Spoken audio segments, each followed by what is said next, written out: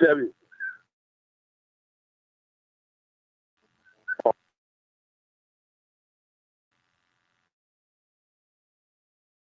Strong hands, Lula. Oh, you see it. They have one out.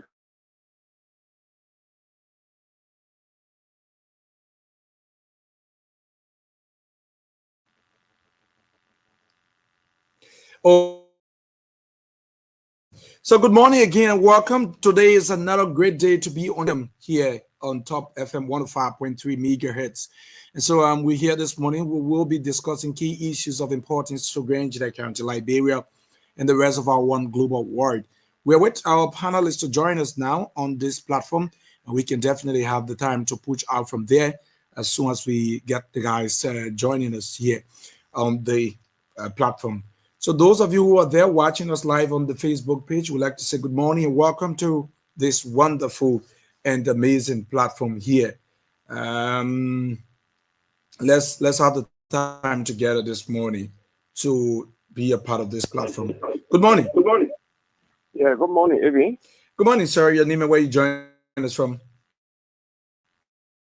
All right, this is Amos Major Prayu from the Simon Cross Street.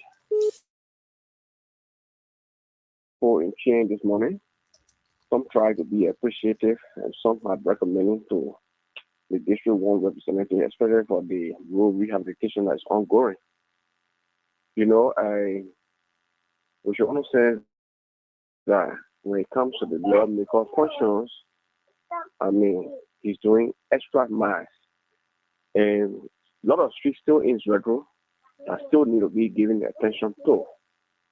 And right now, there are some streets or some engagements that the team has started and completed that wasn't part of the plan. You got me? So when you're doing this kind of a thing, people should be able to appreciate the idea. Like for instance, somebody was talking about the machine to go to Kunamo district. Now you making reference to Jensen, yeah, it's true, right? But these things have to do with funding, yeah, of catch. You got me? So for now, let us give you a first lip in terms of rural rehabilitation. And if it covers, you got me? You're not even complete Zedru yet, then you want for the machine to go to Kunebo or to go to Bison, you see, and to power, right? So if you sit in your home, if you see something that you know that is happening that is not right, all you have to do, you come closer to the team and make an inquiry, and I'm sure that the team will stay in a better position so as to be able to explain to you. But then to just come on the radio and presume, that presumption, I think, is wrong. You got to people just sit down to the house and then just do their own calculation, then come on the air to say something. It's not really fine. The team Soko, I think they have enough energy enough to be able to address any of the concerns that have to do with the whole thing. You see? Mhm. And the plan is being designed in a way that if somebody is on a salary that is working in a Musukan office directly, or if somebody is on money allowance, maybe getting some sort of compensation, the rules and the standard are being set up. There are a multitude of supporters who were in the struggle. The team went back in the community and identified some of the people who were unfortunate to work or needed to be on compensation to be able to be doing some sort of supervisions and monitoring and support to the team on the ground. So at the end of the day, they get $1 or $2. Now the staffer got a very big role and responsibility. That is why you always see Tito, you see Steven Soko and the rest of the guys. They don't go to capital building every morning because they are in a district. So for the fact that Onosokan's job is ongoing, it is their responsibility now to perform or to work in terms of the money that they earn every month. So are you saying that they should stay away from this process? The answer is no. That they own a job. Mhm. The boss is in Monrovia. The rest of the team in Monrovia, they take back every morning, then they go to work to capital building. So if the honorable guy work in Zwetru or in Chin, It is their responsibilities to be able to provide that supervision and monitoring on a daily basis and report on a daily basis. Thank you. And there are other team members that are on the ground are monitoring the process in terms of consultation and what have you. You're right. Thank you very, very much this morning. Thank you very, very much. Let's take on Ma'am Mianta. She has just joined us as well this morning on the platform. It's great to have you, ma'am. Welcome to the platform. Thank you. Can you hear me? Yes, I'm hearing you. Oh, okay. You ain't showing my face and so I see your face. Your face showing the morning on the camera. everybody see my face. Everybody see Yeah, my face. all those who on the Facebook, everybody see All those your who on the photo. Facebook, all those who on the Facebook see my face will see it good because to wake up and put your face on 4 o'clock in the morning They will that I see ain't your go face in to the bed. morning. I got my blanket right here so I can cover myself because it's cold. So let me tell you, I'm not. When I be appearing this face here every morning. Good morning, Grand Peter. Good morning, Liberia. It is good to be here. It is good to have a platform so you can put the face to the voice. And it's a really good thing. We're progressing one day at a time, 1 foot at a time. But it's good to be here. And we live to learn in order to learn to live better. Let's rock and roll, man. Let's rock and roll. Indeed, rocking and rolling. That's a great one this morning. I don't know why the other men and I won't come out in the morning. The Jeffy will come in with the WhatsApp call in the morning. So nobody won't come. I throw in the link, come out, and yeah, we'll definitely have to move on. It's cool. It's snowing here. So for Mr. Brown, But it's snowing. let's go back to the lines. While we still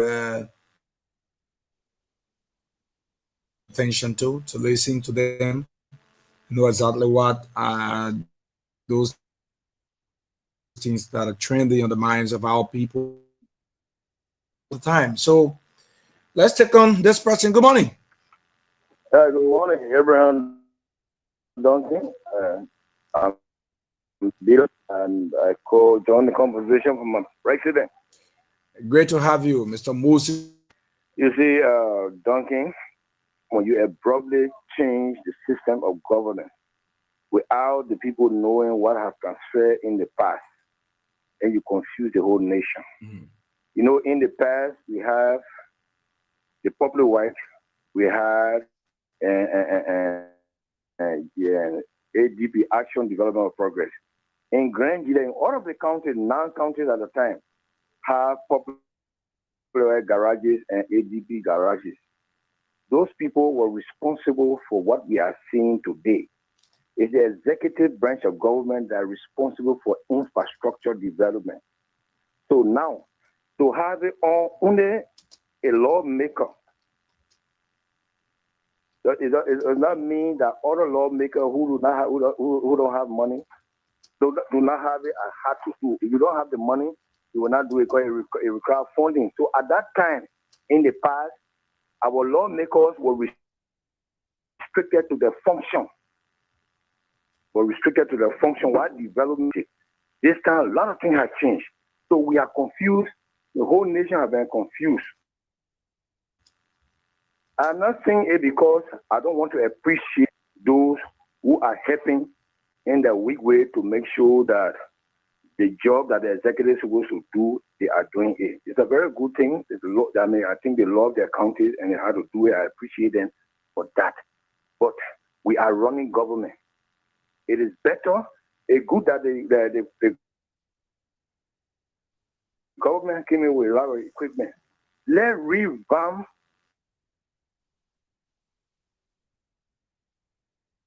popular work and this agency spread around the country so that they will do the work that the executive branch of government is supposed to do, and our legislator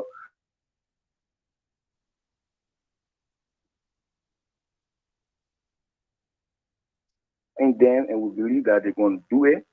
Let them focus on their function, and let the executive focus on the executive, so that the country can move forward. Thank you. Thank you very, very much. That's great to hear. Everyone should focus on their function and be able to function properly. This person, let's take this person. Good morning. Morning, April. I'm okay. Great to have you, Lai Kone. Let's hear you. Yeah, thanks so much, bro. Eddie, the job that we are doing here, so my brother, we are doing it because of the love of the county. Because for me and the other staff,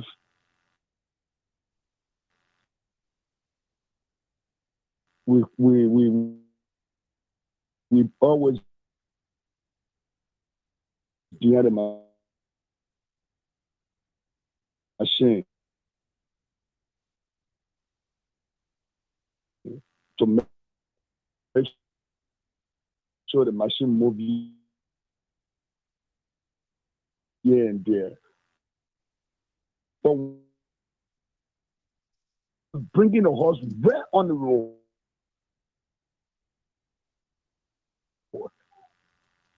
you know,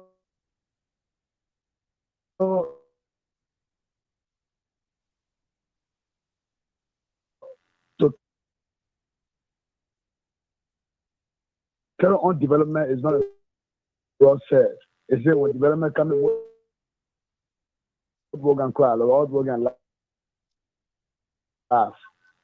And the chief patron told us that we should not touch anybody's property. So it is no strange to us. I know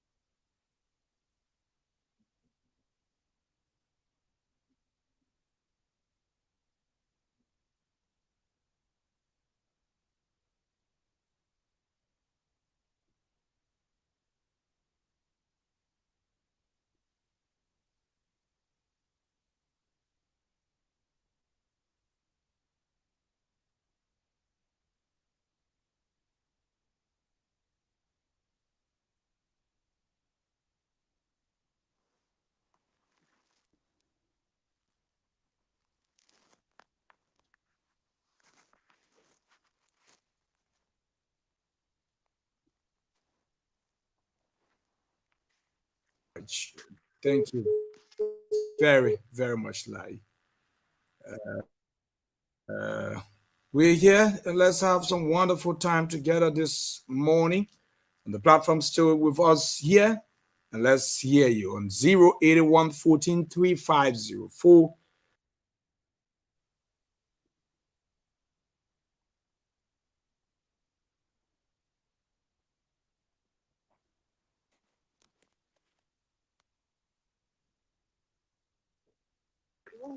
I'm okay. I need where you join us. That's what Igwe, Pastor Joshua Igwe from Boston, Deble. It's great to have you. Let's hear you. Yeah, it's like I one of the calls was just talking about the I was the people they are in favor of certain group with in the community or the county, and for which they are for everybody. So when it is time for work,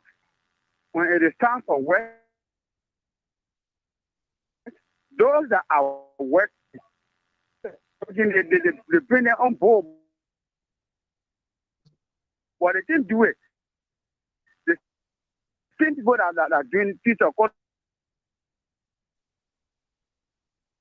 with the job is there. So I'm asking them seriously to use that discretion. If you are working, you do your work and get paid. Then the other contract are coming, forget what it is. Because other people have to get to, they need to feed their family. Okay. So Thank you very much. Let's hear thank you, sir. Let me see what I can welcome. John. John, good morning. Welcome to the platform.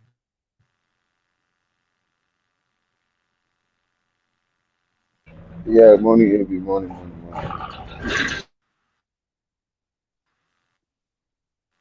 Okay. And I hope you are getting us very loud and clear.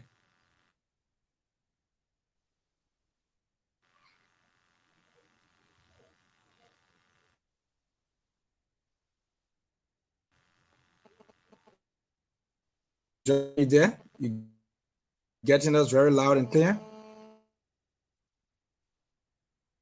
Across with our panelists. Good morning. Good morning, Abby. Good morning again. This is Lai, Abby. Lai, welcome back. Thank you, Abby. Let us make this clear. The girls, I think you've been on the field before. Some girls can be in on the road, picking dead to take the death on the road. They are the girls that are taking smoking every day. But every one of us, more than 20 or 30, when you see us behind the machine, nobody is taking down. Nobody taking down. Because the teacher make it clear. Say all those that are getting smoking, you should do a sound with the machine. But nothing will come to you. People that are not getting anything, they are the one who will come on the field.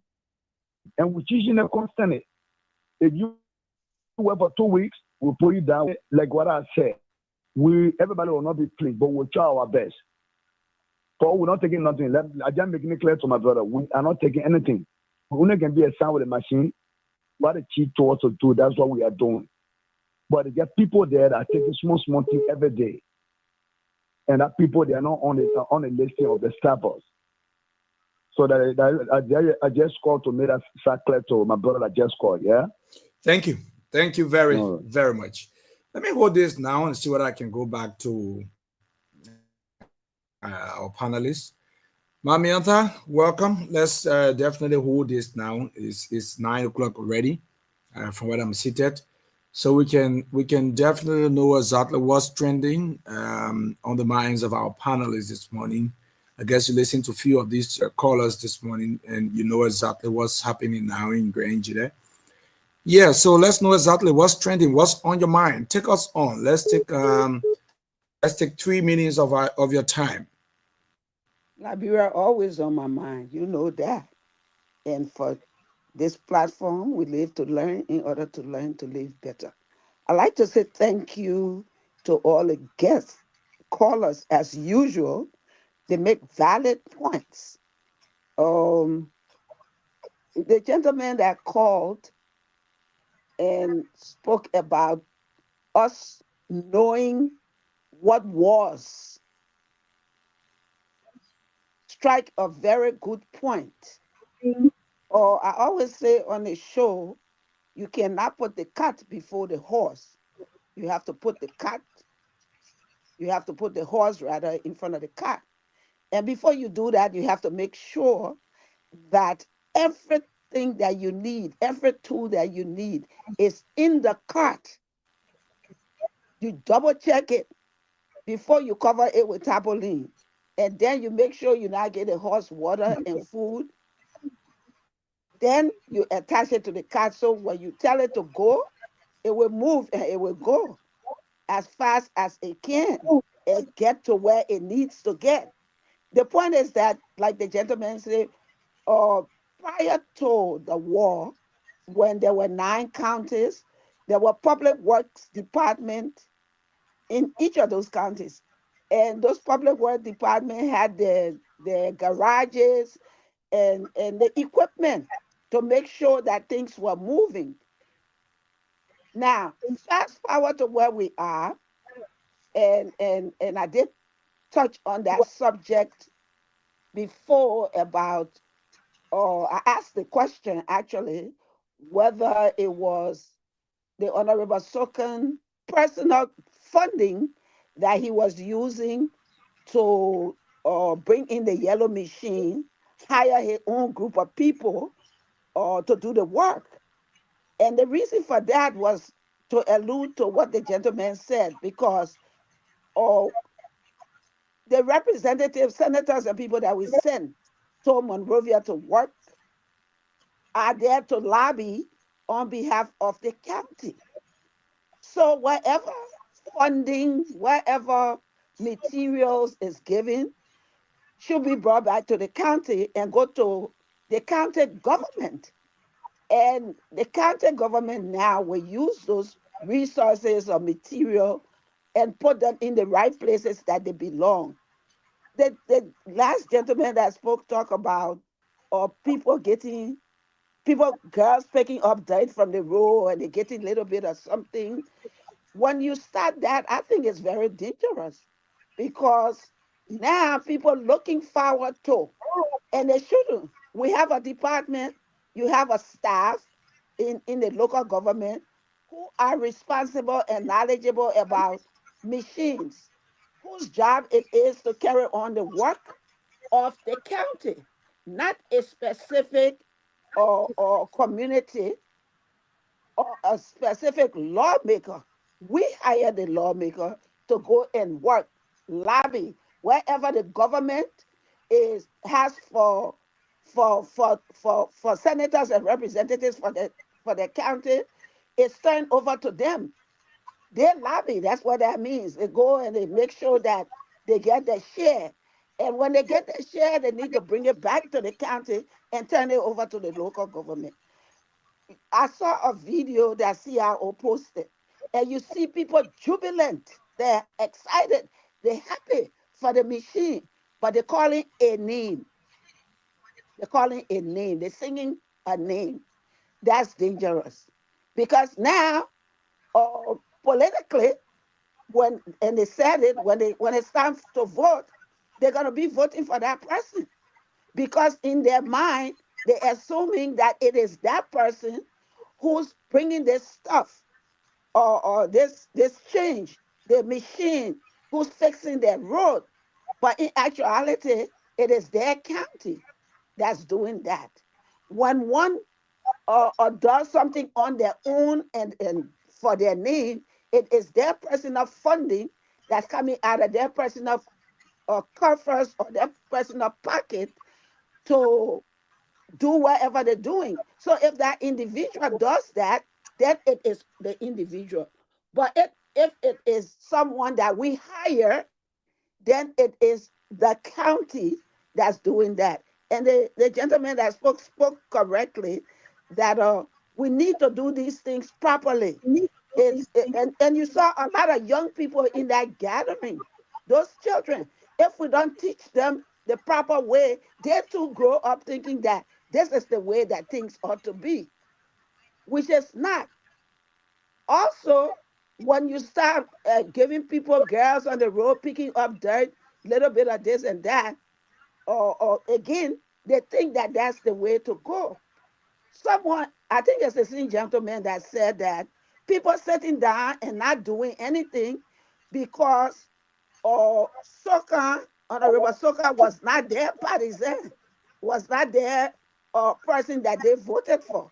So to them, they're not going to support him, even though he brought the yellow machine, even though he created it in the road for all of us. But he's not our person, so we're not going to sing his song.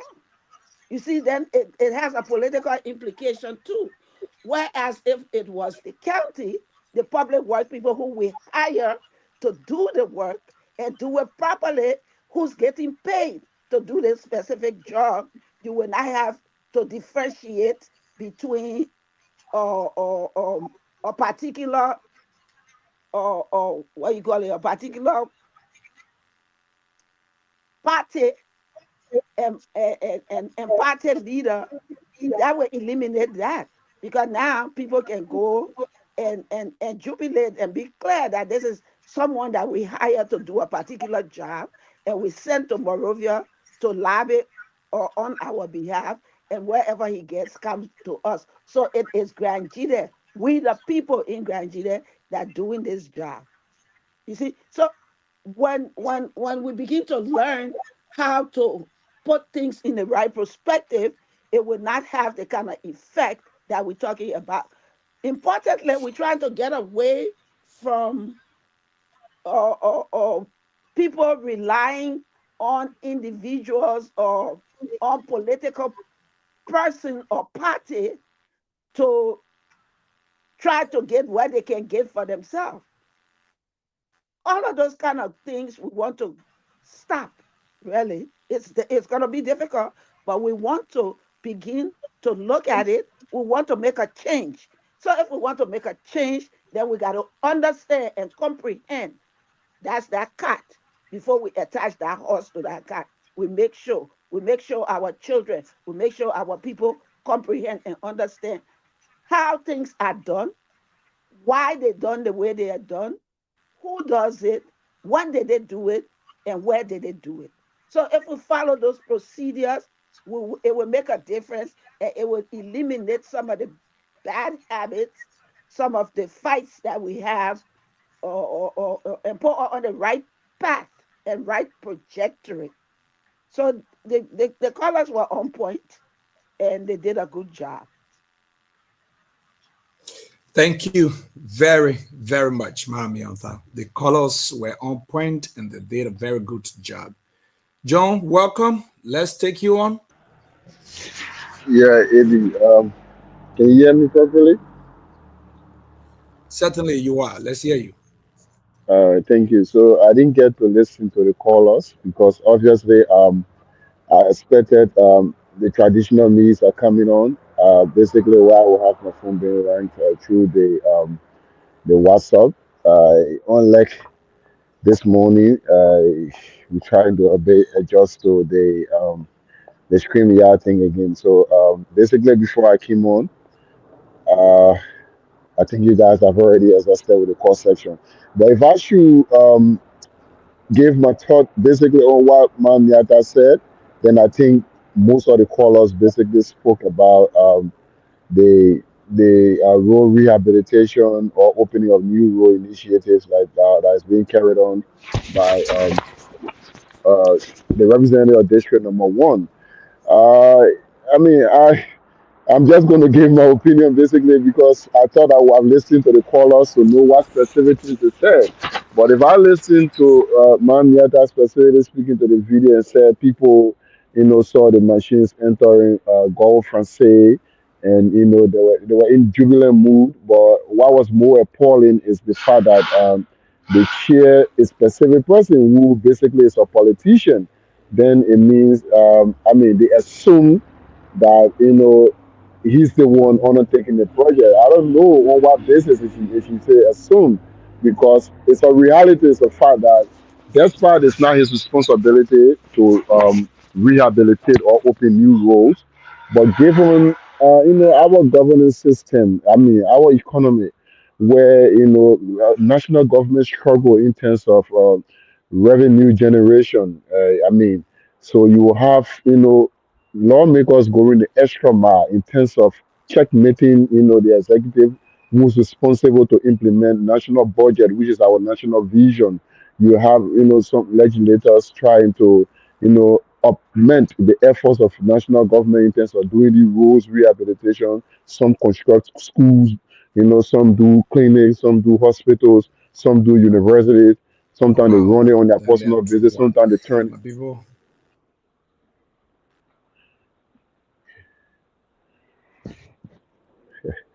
And I want to scream your thing up with your hands. If you was for mommy at that This morning, is money. morning, John. This is a test. We're Yeah. testing. Oh yeah, We're it's cold testing this the morning, machine so so that your statement there, I think that. you know. Oh, okay, yeah. Sorry. I take it back. I thought we're not even on the public lens. So yeah, that's why I made that statement. Yeah, it's Yeah, cold this morning. It's not easy. I got my head, everything freezing.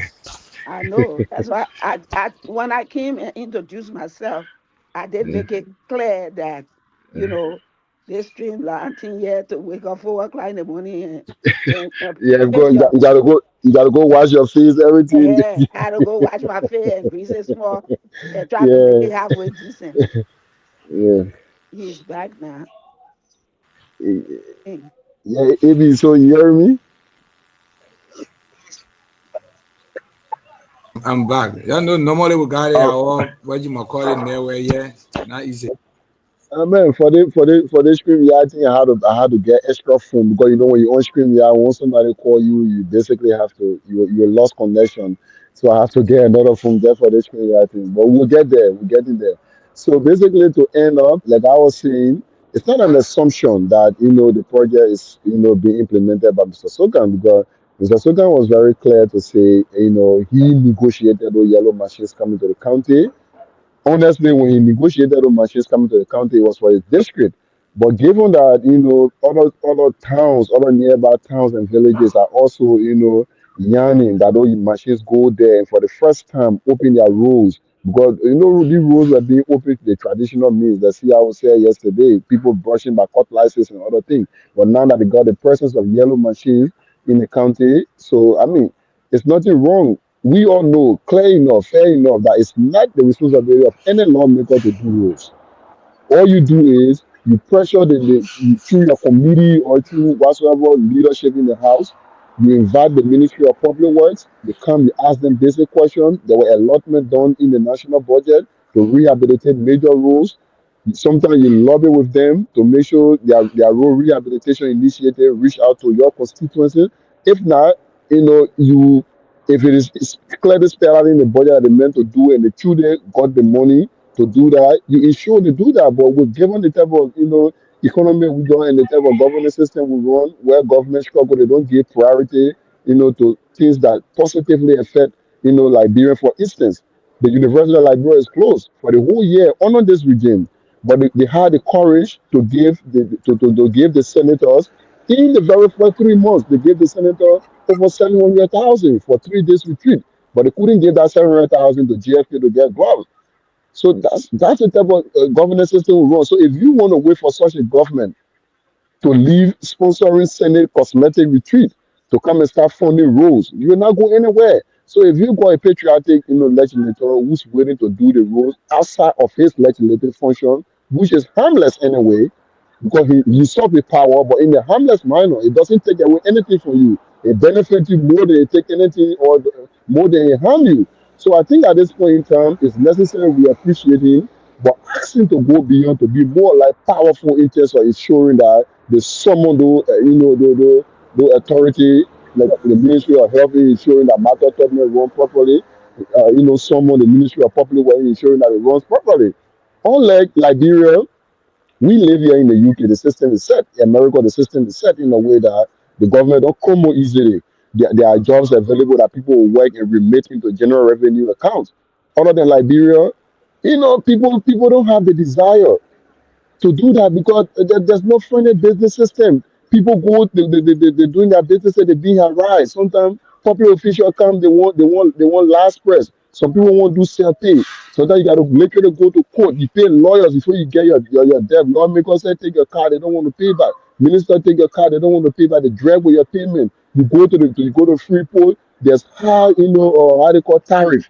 Before you even move from Freeport, you gotta get one of your car out. Somebody car, you may not go to buy 10,000 to put it on ship to bring it, they spend like 2,000. You losing almost 12,000. If you come out now, you feel weaker, but the whole thing for you to even remit into general revenue account is difficult. So if we should wait for national government to come and do this thing, it's going to take our time. In the meantime, that we're trying to strengthen our governance system, specifically to empower the revenue generating entity. If we got legislators who can fit in those gaps, let's appreciate them in the meantime while we encourage them to go beyond using their power properly to ensure that the requisite authority come and address the basic needs. That's what I have to say, Abraham. Thank you very, very much, John. We are still waiting the rest of the guys to join us. Today we took another side. Yeah, we looking on to see whether the guys can join us and we can have some wonderful time.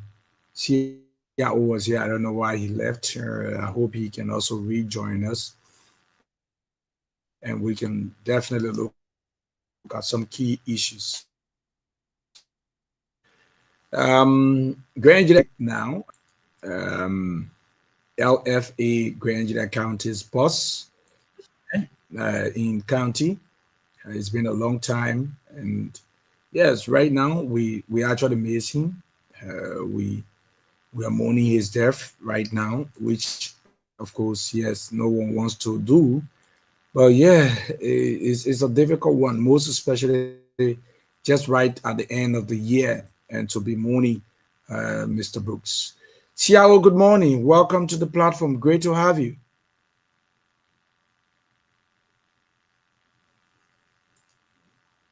Yes, good morning, AB. Good morning, John. Good morning, Auntie Miata. It is great to be here on this Tuesday edition of the State Podium with lots of hot topics on us. Some of them include development, other include social justice, and like you know, there is an organized protest or peaceful assembly that is ongoing in the capital, Monrovia.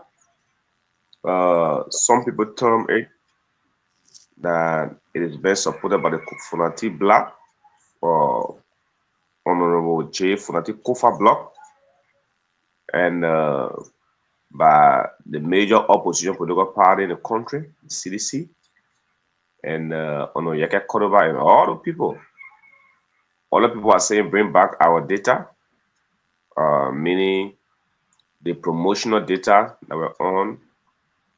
Government cut it down. As of last night, I checked. It had been restored, but we reduced days from 15 days to 7 days. But the packages have been restored and rule of law, all kind of issues. So it is great to be here in the morning to add to the panelists and listen to the chorus, some of that listen to them, and see how all of us, like I always told people, collective development is a way forward. So thank you for having me, AB. Thank you very, Yeah, very much. Avi, can I just ask you one question? Yeah, go ahead. Yeah, see how I want you to stay clear. I heard you say the protest today is being organized by CDC and by Fonati Black. From everything we saw, CDC got a medium of communication. Is there any communication that you can prove to the public or you can read out to the public that CDC No, he today? said, Is it about that's what some may be attributing it to, that whether maybe it is the CDC.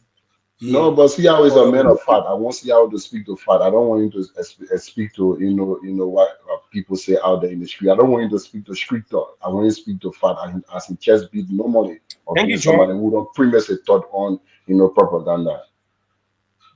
Thank you, John. Executive members of the CDC. In fact, this is my statement because many times when we when we talk, people are interested in exactly what we said. So it is good that the folks who listen to us get this very clearly. Today, there is an ongoing protest organized by whom? By some people called Freddie Fair and other group of people who have link in the opposition bloc. But my statement is this: opposition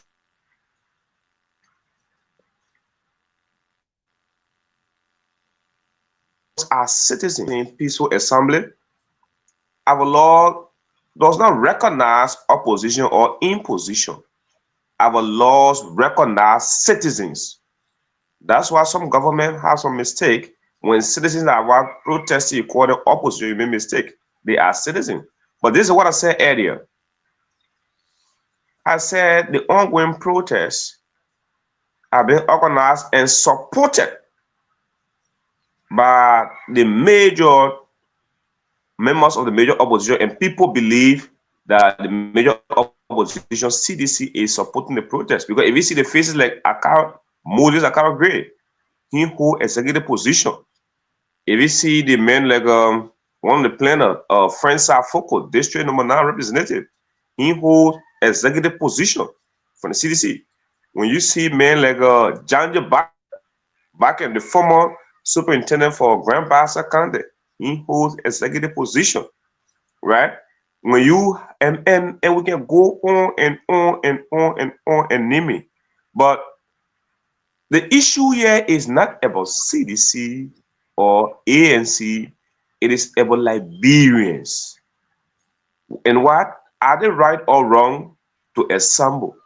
They are 100% right to assemble. That's what the law said for me. Besides the law, I know anything. Besides policy, I know anything. Our law said Liberians, our law, Liberians can be able to what? Assemble and petition their people. So I think they are in the confines of the law. As long as they are peaceful, wherever you come from, if they will even be unity partisan, that what are disenchanted, because when data come, not only city, not only ANC, not only the other people, but we who in Liberia, we are the one who face the harsh reality, John. So the bigger picture, the bigger picture there is what they are doing today. Is it against the law of the country? No. Is it supported by our law? Yes. That is me. But people say that protests can scare investors away, and we told them no. In the 80s and the 70s, there was a way to hold certain government people accountable. And what was that way? When you're angry with your president, you go and carry on coup. In the 80s, the 70s, in the 80s and the 70s, and part of the 90s, right? So when you're angry with your government, coup was acceptable by the international community.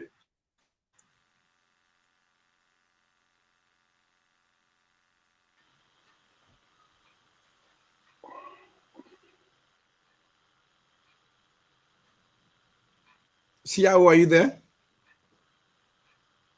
Well, Yeah, I think AB, can I say something? The government it's frozen. was wrong. From the 90s, coming on war, they start stopping coup.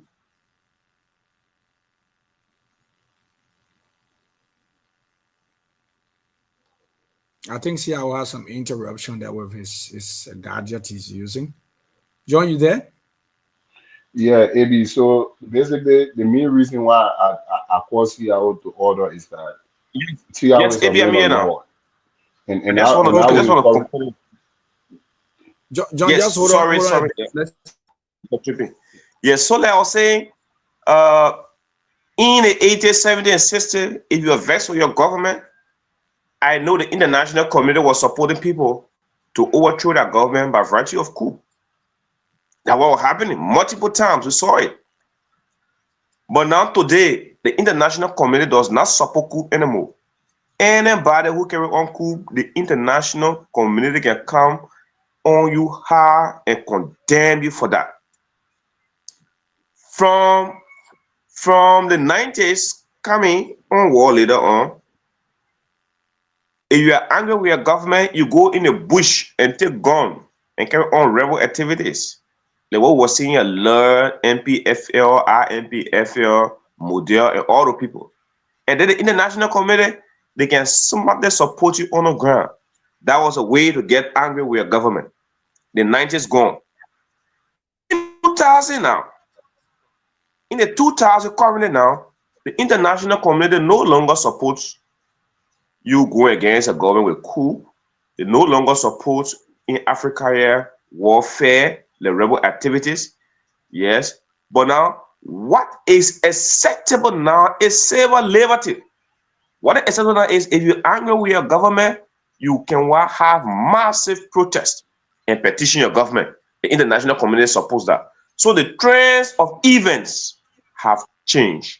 So today, if anybody told you that protest, the alternative word for peaceful assembly, protest, is wrong, that person is what opposite of acceptable tenets of our democracy in our modern time, right? So that is why I say it is right for them to do. So whosoever that have power in Monrovia, I will not join the protest.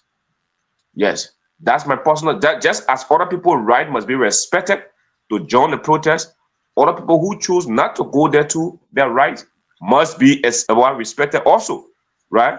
But on the overall, it is by law. Everybody in to that protest, they are guarded by the Liberian Constitution, and they are doing the right thing as the Constitution requires. If anybody on the sound of our voice feel that protest is wrong, go and petition your lawmaker, let it change the law. So long that law is still there, anybody who want to have peaceful assembly or a peaceful protest anywhere, any day, in the confines of the law guaranteed it. So John, like you say, when you get down to Famuma, I shared the video there.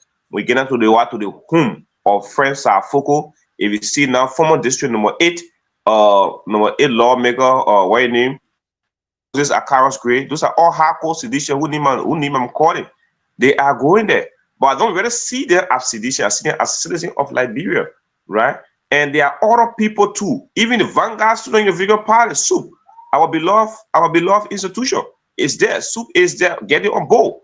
What and mobilizing people for to bring our data back and what calling on laws and order on the Capitol Hill.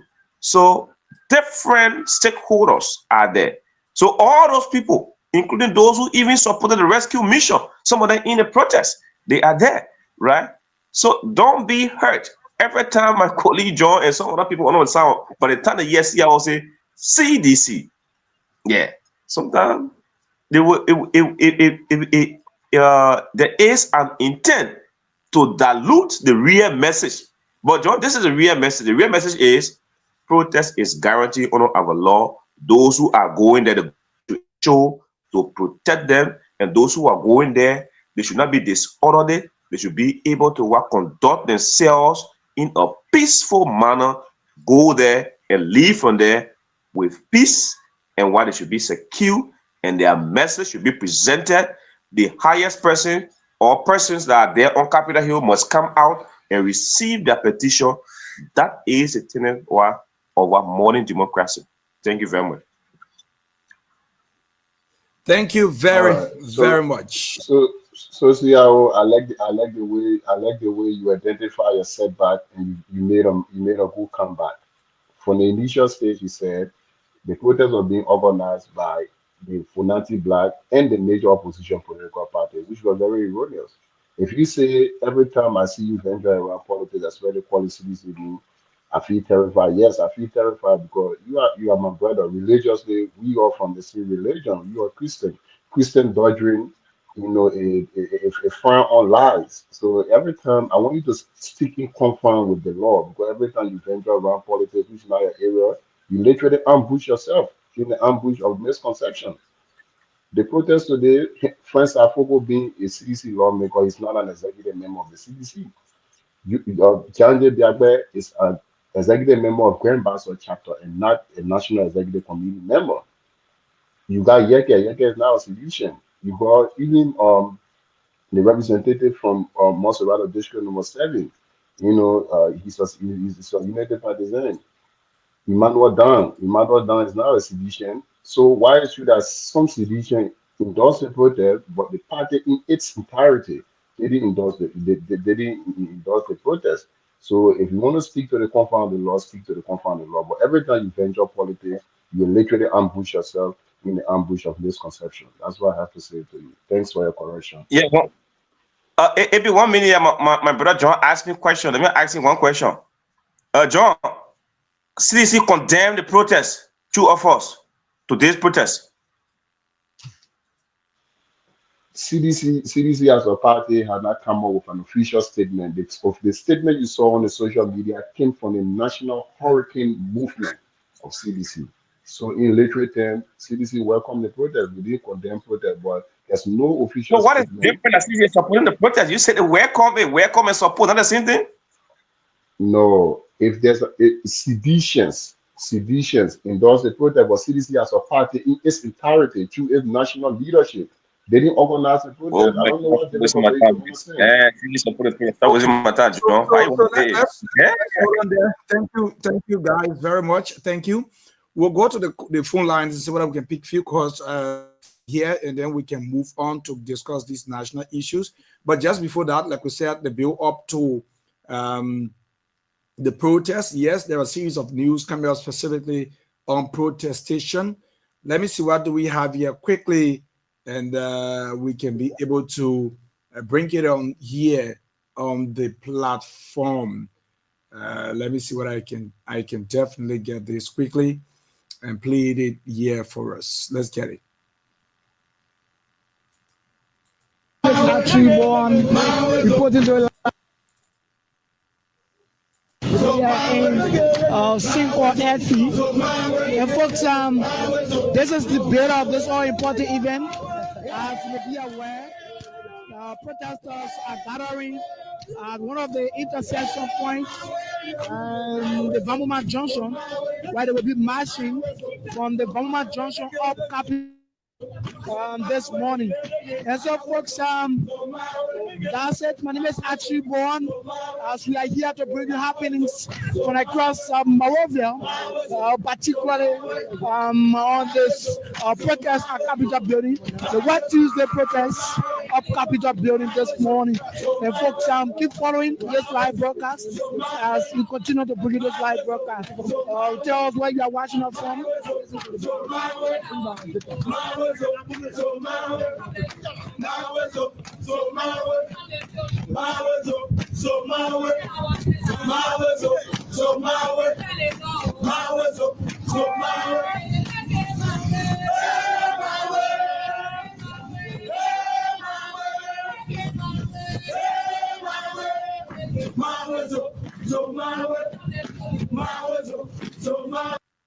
Okay, too many protests. Yeah, I mean, too many protests. Let me see what I can hold this here quickly and go back to um, our panelists on the platform here this morning. And I guess we all were watching it, right? I hope we all saw exactly um, the protest. And okay, so we'll go to the phone lines and see whether we can interact with the public. Mamiata, I know you were just watching the man stepping in from some kind of way. My way, so the people want writing to be done. We In live my to learn in order to learn to in my live head, better. I was wondering when and how these people learn these songs. Because every time you come up, one thing that they keep, which is good, is the culture, African culture. We do everything in song, whether it's birth or death or whatever. But it's amazing to me how creative Liberians are. Wherever a situation happens, boom, there's a song. There's a music, whether it's for dance, like formal or informal or what, just like that. They're so creative when it comes to that. And as they were singing, I'm humming, kind of following the beat in my head of the music and saying to myself, gosh, where did this other song come from and when did they learn it? You know, it's really amazing. And they tell you that Liberians are extremely bright. And if we get the right education and training, we could go far.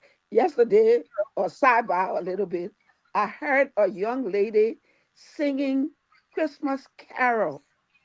I intended to post it in the chat, but my goodness, that girl could be on any um world stage, opera stage, wherever singing. She has such a beautiful voice.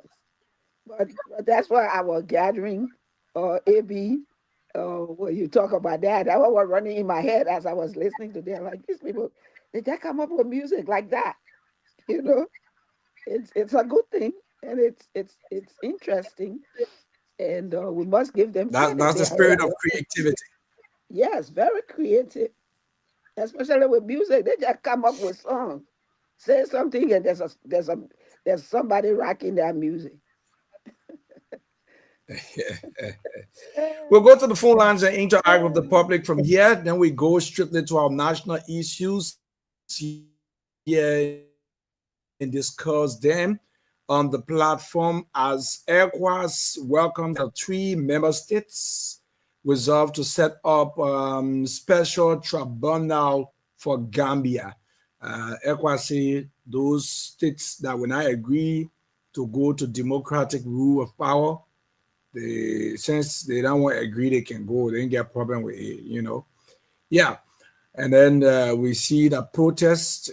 The front page Africa has something here where they were asking, will protest check the ruling Unity Party, President Bwakai, organizers eyeing a wake-up call.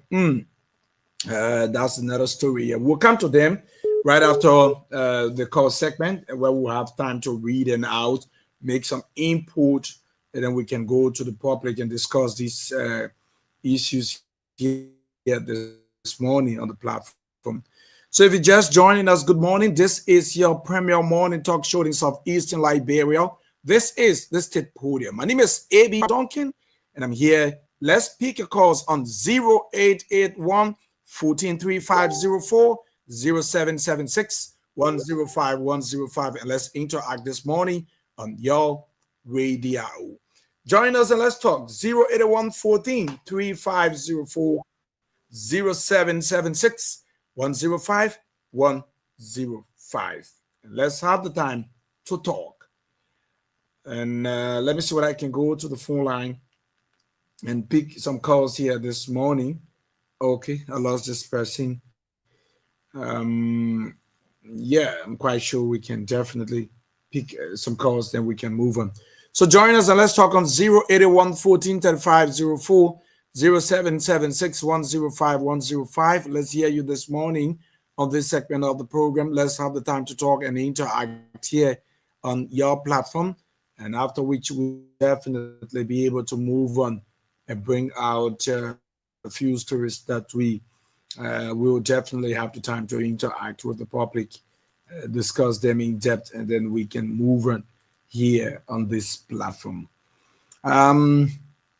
If we cannot have people joining us from the call segment, then we'll have to move on to bring on few of these stories that we have here this morning on the platform. And yes, Soup as well is also, trying its level best to see whether they can join forces who are protesting today to protest for Liberia, especially for the writing to be done. So let me see what I can take this person. Good morning. Something about whenever you come back and you come with energized voice. Katu, great to have you. Welcome to the platform. They're not forced, but it compares to do all the right thing.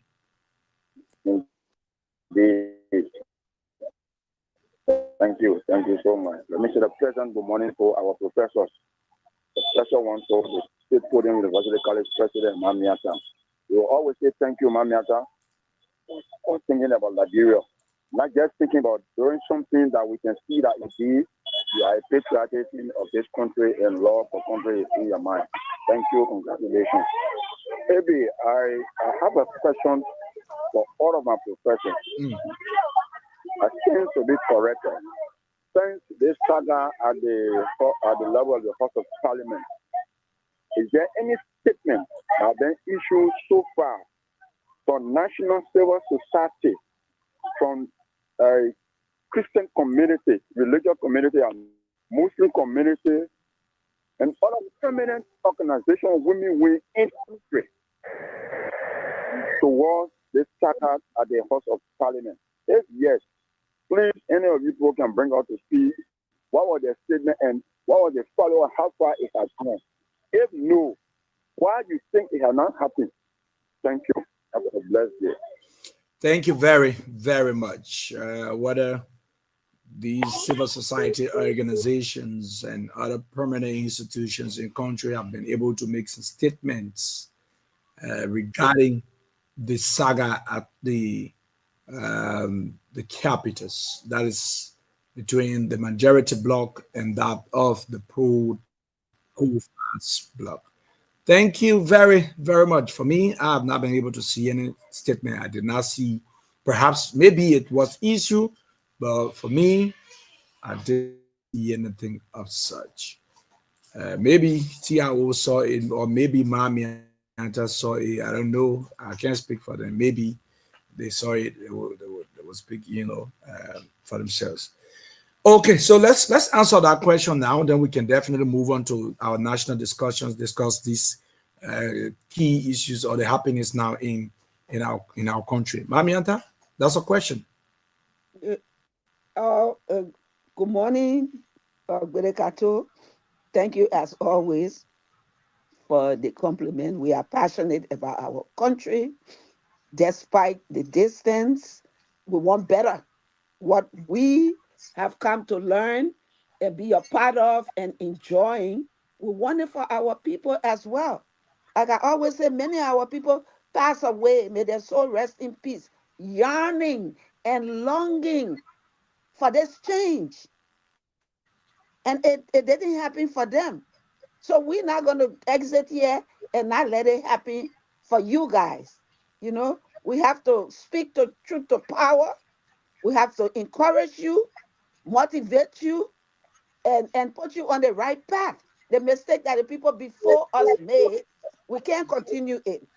In response to the question that you ask, I particularly have not seen or read anything from anyone. Or usually I follow my pastor, or the Reverend Dr. Samuel Reeves, who will speak, because providence is the cornerstone of the nation. And the first seat of government actually happened in that church. And he will come out and write or speak about or preach about things that's going on. But sometimes, in order to get to the fact, you allow the people to speak out, you politically, diplomatically, you can't just jump and come and talk, talk, talk, talk, talk. You have to sit back. Sometimes maybe those people are in the back engaging and finding and encouraging, and they won't come out right away, but they will in time.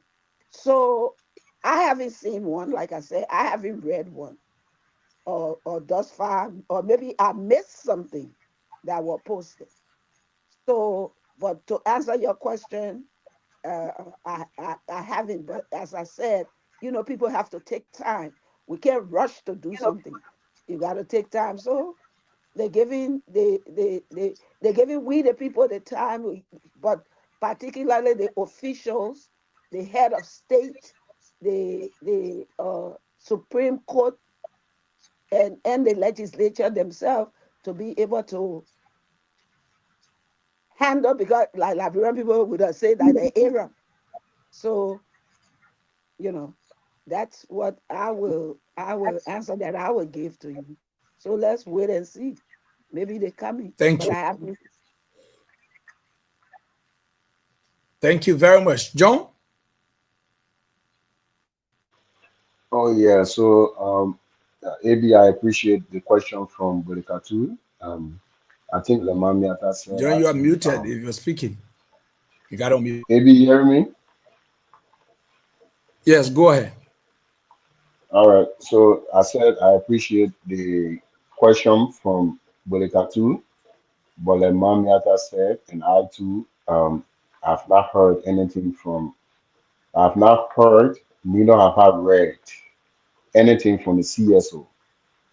Um, Civil society, not basically the National Civil Society Organization of Liberia, but that's also inclusive of the National Religious Council, the National Council of Churches, and other civil society institutions. I think basically I read a statement from Bishop Otto Brown. But Otto Brown, he's just prominent in the National Council of Churches, but I don't want to think that he made a statement on behalf of the National Council of Churches. I think he just spoke as a prominent Liberian, on the issue at the House.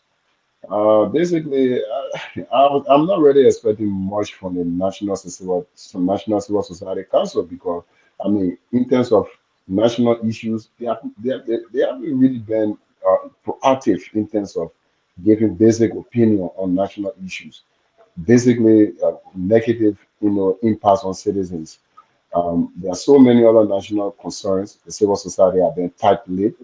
I think basically it's more like a talking shop where people basically run after washouts, people run after projects and stuff.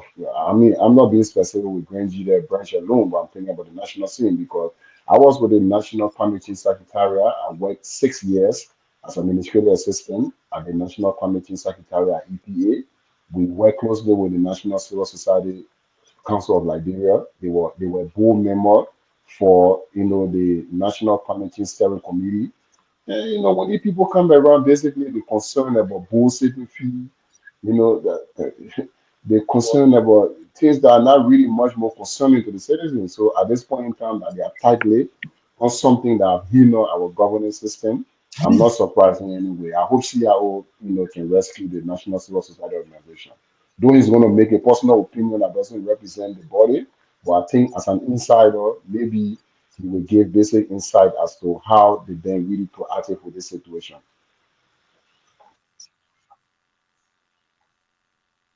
Thank you. Thank you very much, John. Let's take on CIO. CIO, did you follow the question? Yeah.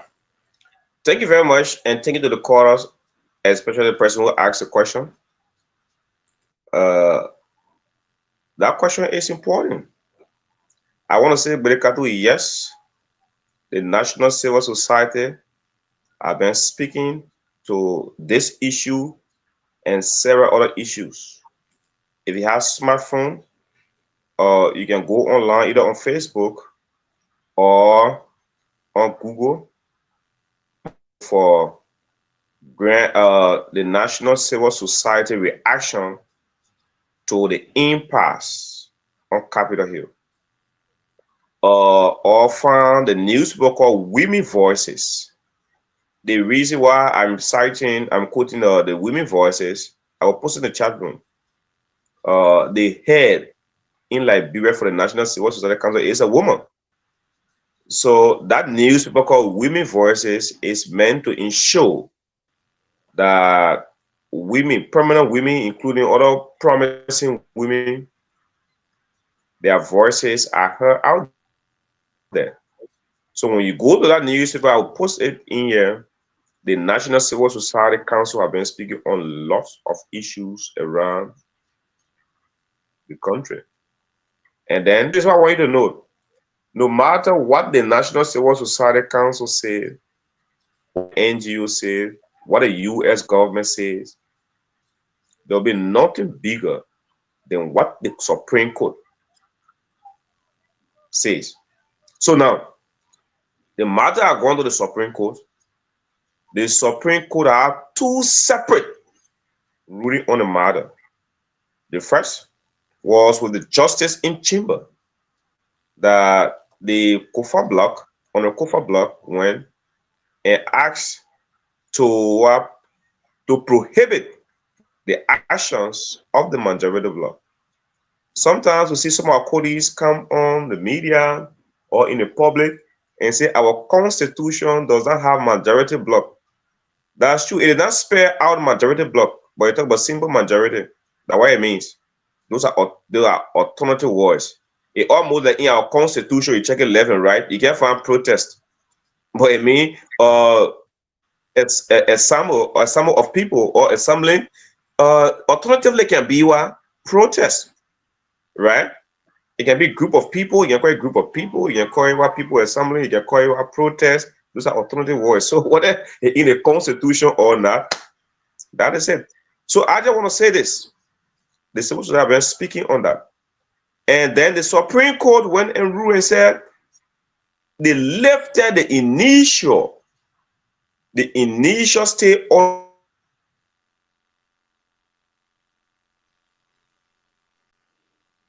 the place on the functionality of the majority of that. What happened next? That made Honorable Fonati Kofa and his team angry, and then they went one step further with their case. This time around, they said not the justice in chambers alone. They went to the full bench, and all of us are aware. The full bench went and ruled in the case and gave their opinion. So that opinion, nothing. The only person who can undo that opinion, that the God will set that in heaven. No other person. That is the reason why myself was surprised that I posted on my Facebook page, I said ambiguous, meaning it's not clear, it's confusing the ruling of the Supreme Court. Yes, that's what for research that we made, we keep on the show and pronounce our the fact that the minority court, 2% won the court. Nobody feel that they were wrong. Everybody coming but going back home, claiming victory. So, kind of case in the legal setting, you see, when nobody wrong, it is what they call what? Declaration of judgment. Declaration of judgment, right? Wherein people just carry law to interpret it so that everybody's rights should be protected, you go back home free. Then that means the court carry on what? Declaration of judgment. Also, other people can call it declaration of relief. Nobody wrong, everybody going home. When people said it here, many people debated with us, but that is it. Kofa saying right. Majority block said it right. And everybody right in that. I would thought that the Supreme Court would be more clearer with the Katu and straight to the point. Because I also said here, why are we interpreting the interpreter? Because we went to the interpret law, be very clear. The only thing that is clear in that law, that just 51, in that rule 1, Supreme Court said, and they got the authority to preside over the case. I was very happy when I saw that. Yeah, the authority. We get authority rule and let the rule be clear. So we understand it. Then it went on again. They said quorum is legit. Those who convene want a reach simple majority for this is legit to do business. They went on and said the speaker is the speaker and he must preside. And in your absence, you should be able to the deputy speaker must preside. They did not define what constitutes absenteeism. What make you absent? They didn't discuss that. So now the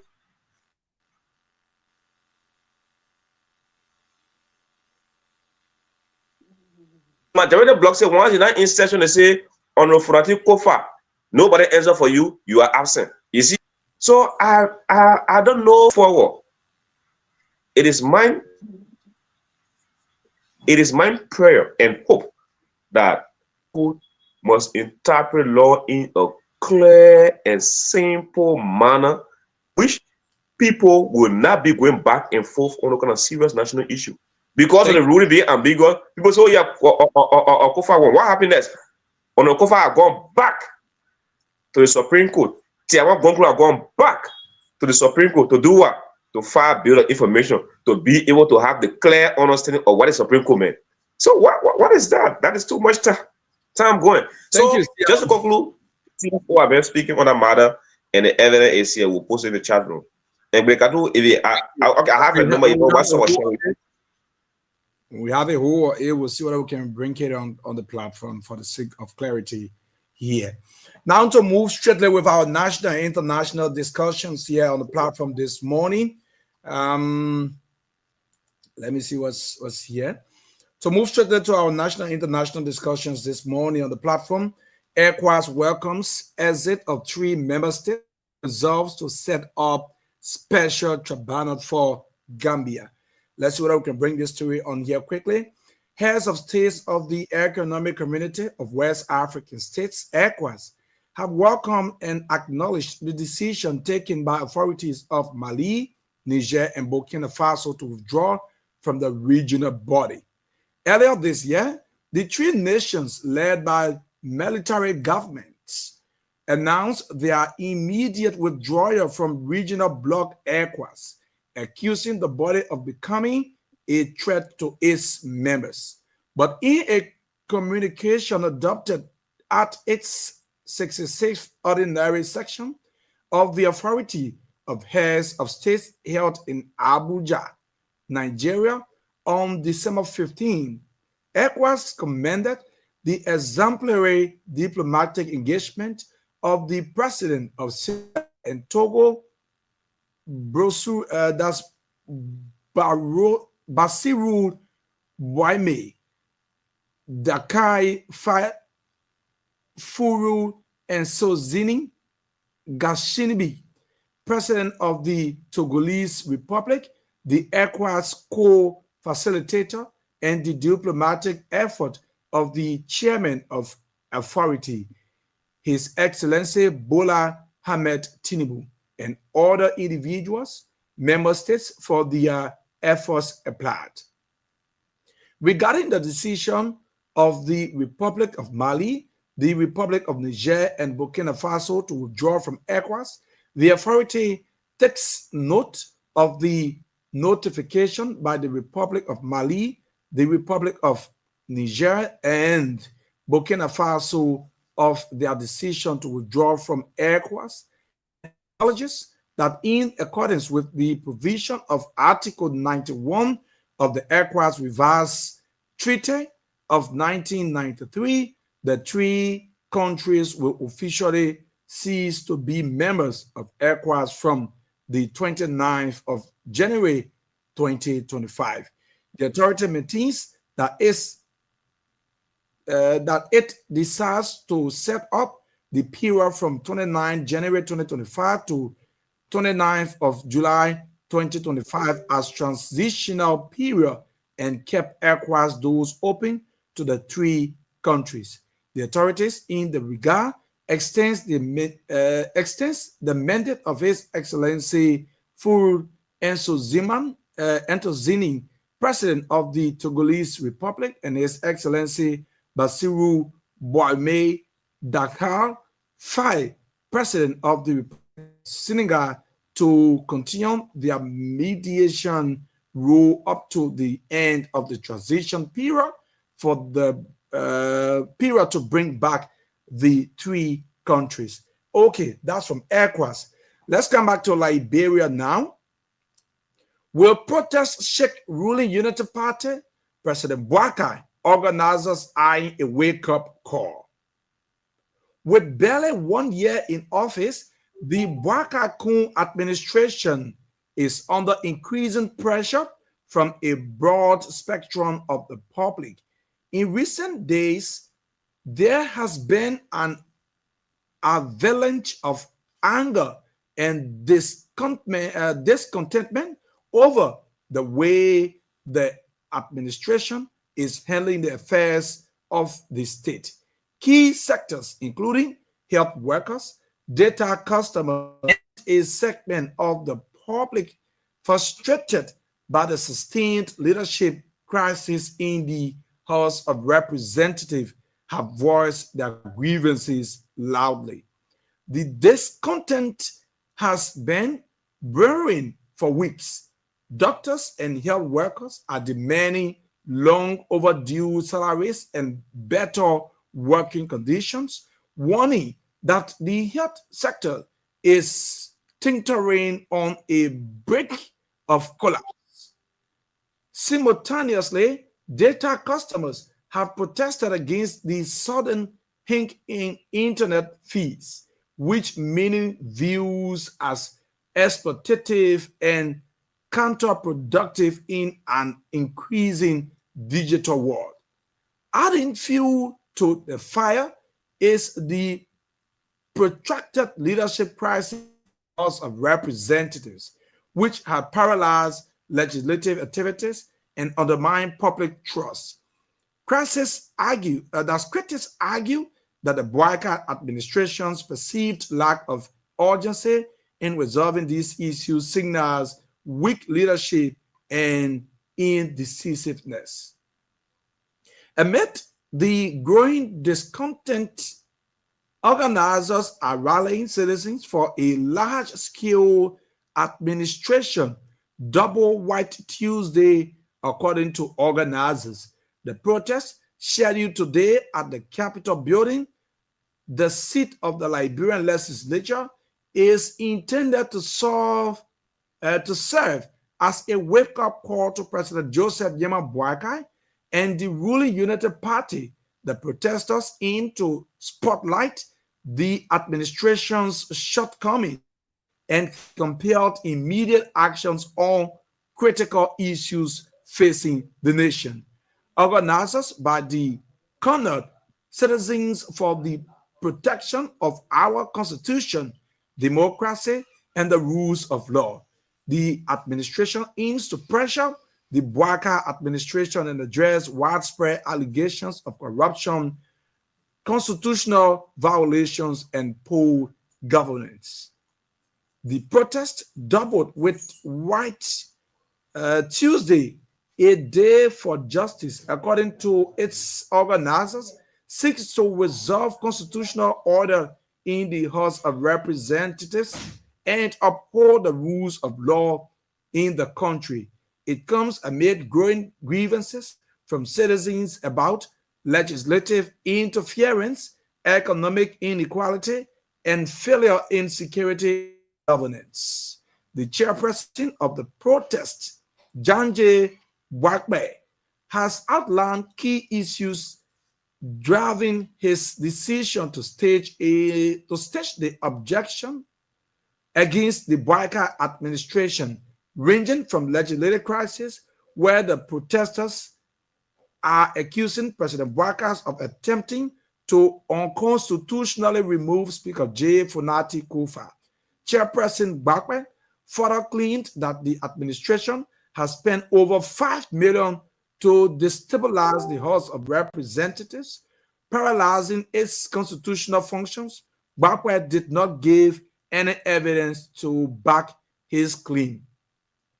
He further led claims of raising unemployment and poverty and increasing costs of mobile data call service, affecting already struggling Nigerians and the lavish lifestyles of government officials, while ordinary citizens face hunger and deprivation, escalating ritualistic killings and unresolved violent crimes, as well as drug smuggling and rising insecurity across the country. Then lastly, the campus-based Vanguard Student Unification Party has blackstoringly criticized the Boakai Kun administration, accusing it of gross incompetency, widespread corruption, and neglect of the Liberian people.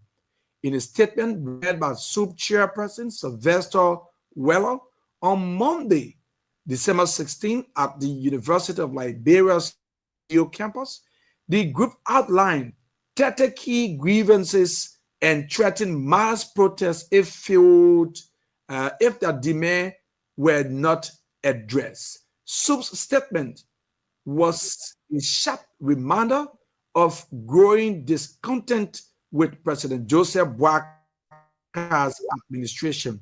Their list of grievances ranges from government's failures to police brutality and has at the same time underscored the challenges facing Liberians' fragile democracy.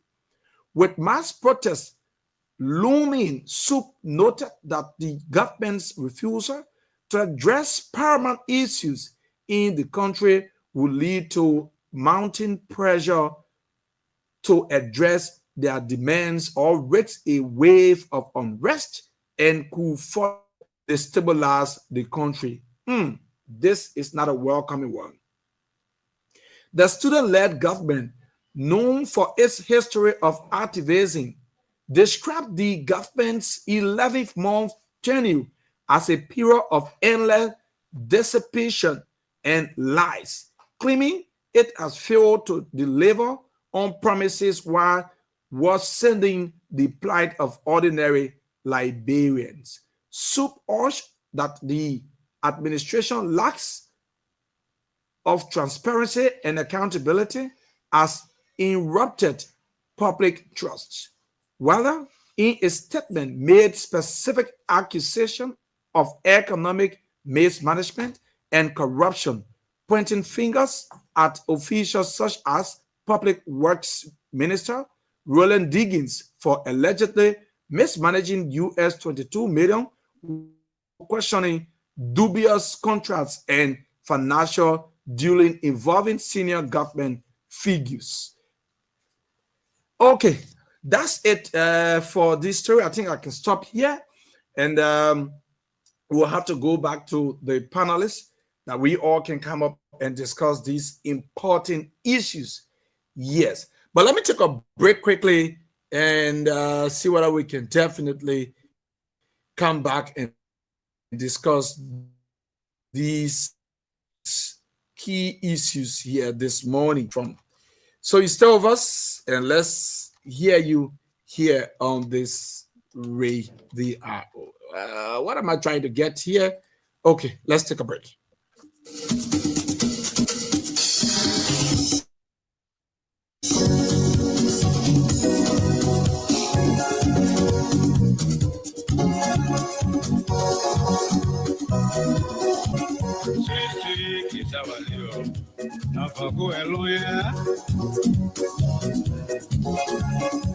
Sweet kiss our liver. Now go along. You take it from Peter today, Paul will take it from you tomorrow, mama. Sweet, living is sweet, where the rich or poor.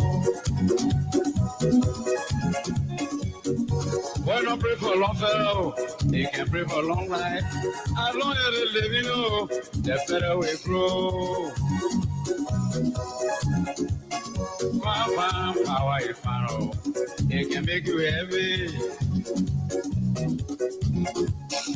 It's just like a volcano. It's way to capsize. Sweet kiss our liver. Not for go along. He must eat it. Or we just can eat it. Kiss our liver. Kiss our liver. Oh, sweet kiss our liver. Not for go along. You take it from me today, or Bob will take it from you tomorrow, mama. You take it from me today, or mother will take it from you tomorrow.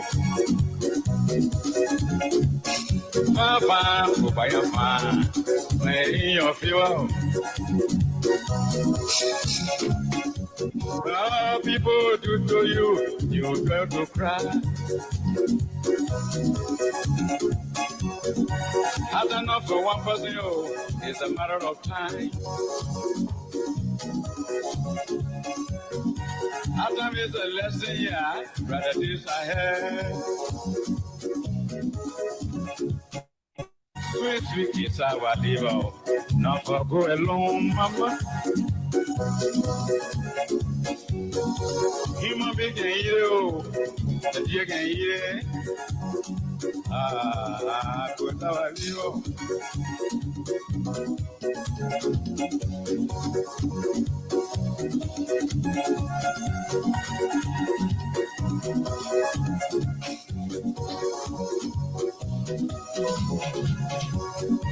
Sweet is our liver. Not for go along. Okay, sweet cassava leaves not for goat alone. We will go back now and bring on our panelists on the platform and see whether we can definitely move on. We listened to the stories that we read this morning, and we've been following all of these events. Soup has a very strong statement, threatening unrest if the government cannot be able to handle the situation, most especially as being outlined in the country. Unlawfulness, not going by the constitution of the country, brutality against citizens by the police, and allegations of tampering with the legislative functioning, by the government of Liberia, and especially the executive branch, and all of these issues. We'll take 5 minutes now to go across, 5 minutes to each of the panelists to have the time to flesh out what is it they have to come up with these stories that we've read to you on the national and international scene. 3 countries to leave ECOWAS. And ECOWAS authority have agreed and said the news is welcoming once the people fail to carry on the legal means of having a government, a democratic government where the citizens will have the right to elect their leaders instead of military rule. Let's now take on with John. John, welcome. Take 5 minutes and let's hear you. Oh, I don't know if it's possible to start with Mom Yaka. Oh, Okay. Let's take you on, Siao. Take 5 minutes.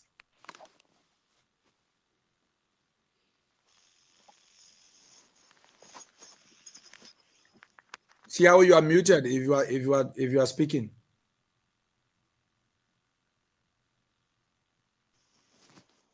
Okay, let's take Mamiata. Let's take on Mamiata. Mamiata, let's take you 5 minutes. thank you. What my 5 minute talk is about. Don't ask me, I was sleeping. I told you your technology is not good. So, okay, here's the thing. Let me attempt at this. ECOWAS and these countries that's removing themselves from ECOWAS, there's a reason why they're doing it. And in order to understand the reasoning behind the stories, you have to have followed or read about these countries that removing themselves from ECOWAS and why. There's a new wave, a trend on the continent of Africa, particularly in the West. ECOWAS is in the West. It's not the entire continent of Africa, but it's within the West that these people are withdrawing. And some of the reasons for which they're withdrawing is because they disagree with um, the old rule, the colonial rule, the people that control them and allow them time on like Liberia, who was not controlled in terms of gaining their independence. Those other countries gained their independence, whether it came from France or it came from Great Britain or Portugal and other places as such. And given that, and the way that their countries have been ran over the years, and what they dislike about it, caused them to take stand like they're taking now, or making waves and changes like they're doing now. Or Burkina Faso, Senegal. You look at the leaders that they have, and the methodology that they're taking, the trend that they're following, what they're demanding. For example, Ghana and Ivory Coast, taking back the power of the chocolate, where Switzerland claim around the world that they are the guru for chocolate and they make all this chocolate. But where they get this chocolate from, the world don't know. We just know the chocolate sweet and we buy it and we eat it. But behind the chocolate is the cocoa. And the cocoa comes from Ghana, it comes from Ivory Coast. And the people, our people, the masses of the people, the lay people, are the ones who's on the farm growing the cocoa, harvesting the cocoa, packaging the cocoa, and they get paid little or nothing. In fact, some of them have never, ever tasted chocolate in their life. So these people come together and they say, wait a minute, you know, that's been going on for a long time. Why is it going on for so long? You know, what's wrong with it? What's right about it? You know, are we getting our fair share for this product that we're producing that somebody else taking ownership for? And the answer was no. And I said, but how can we right this wrong against us, against our people? And they said the way to right this wrong is not to be afraid of these superpowers, but to challenge them, to bring them to bear, to explain to them maybe the thing that we don't understand, so that we make them to become aware that we do understand what's going on.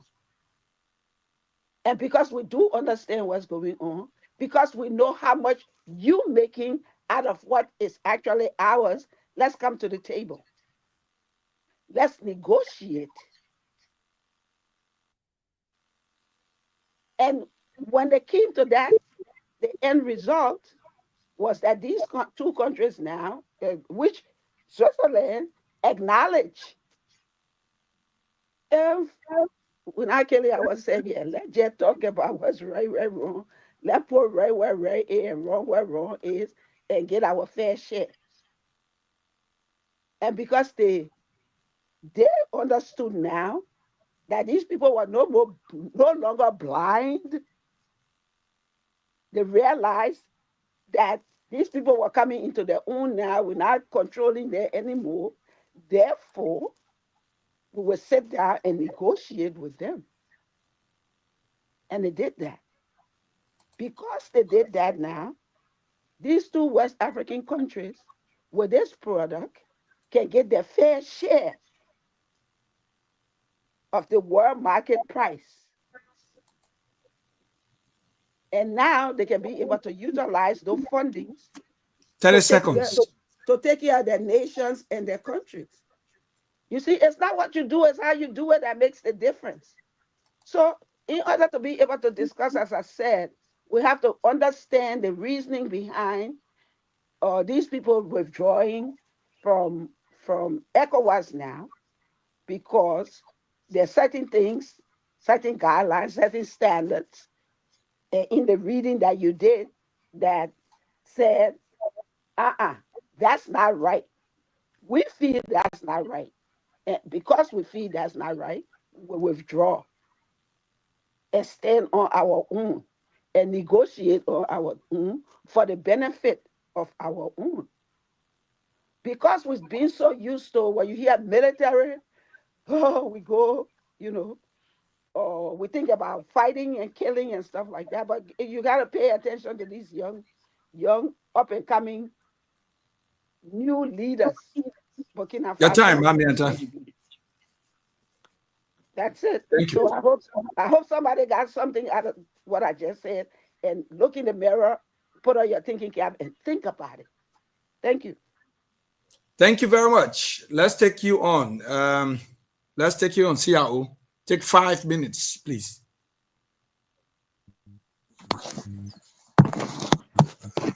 Thank you very much, AB. I want to start with ECOWAS, but before I go to ECOWAS, we posted in the chat room on Front Page Africa the official statement from the National Civil Society Council on November 18, wherein the civil society issued a statement passed on Capitol Hill. So I hope AB, the quarters were interested in that.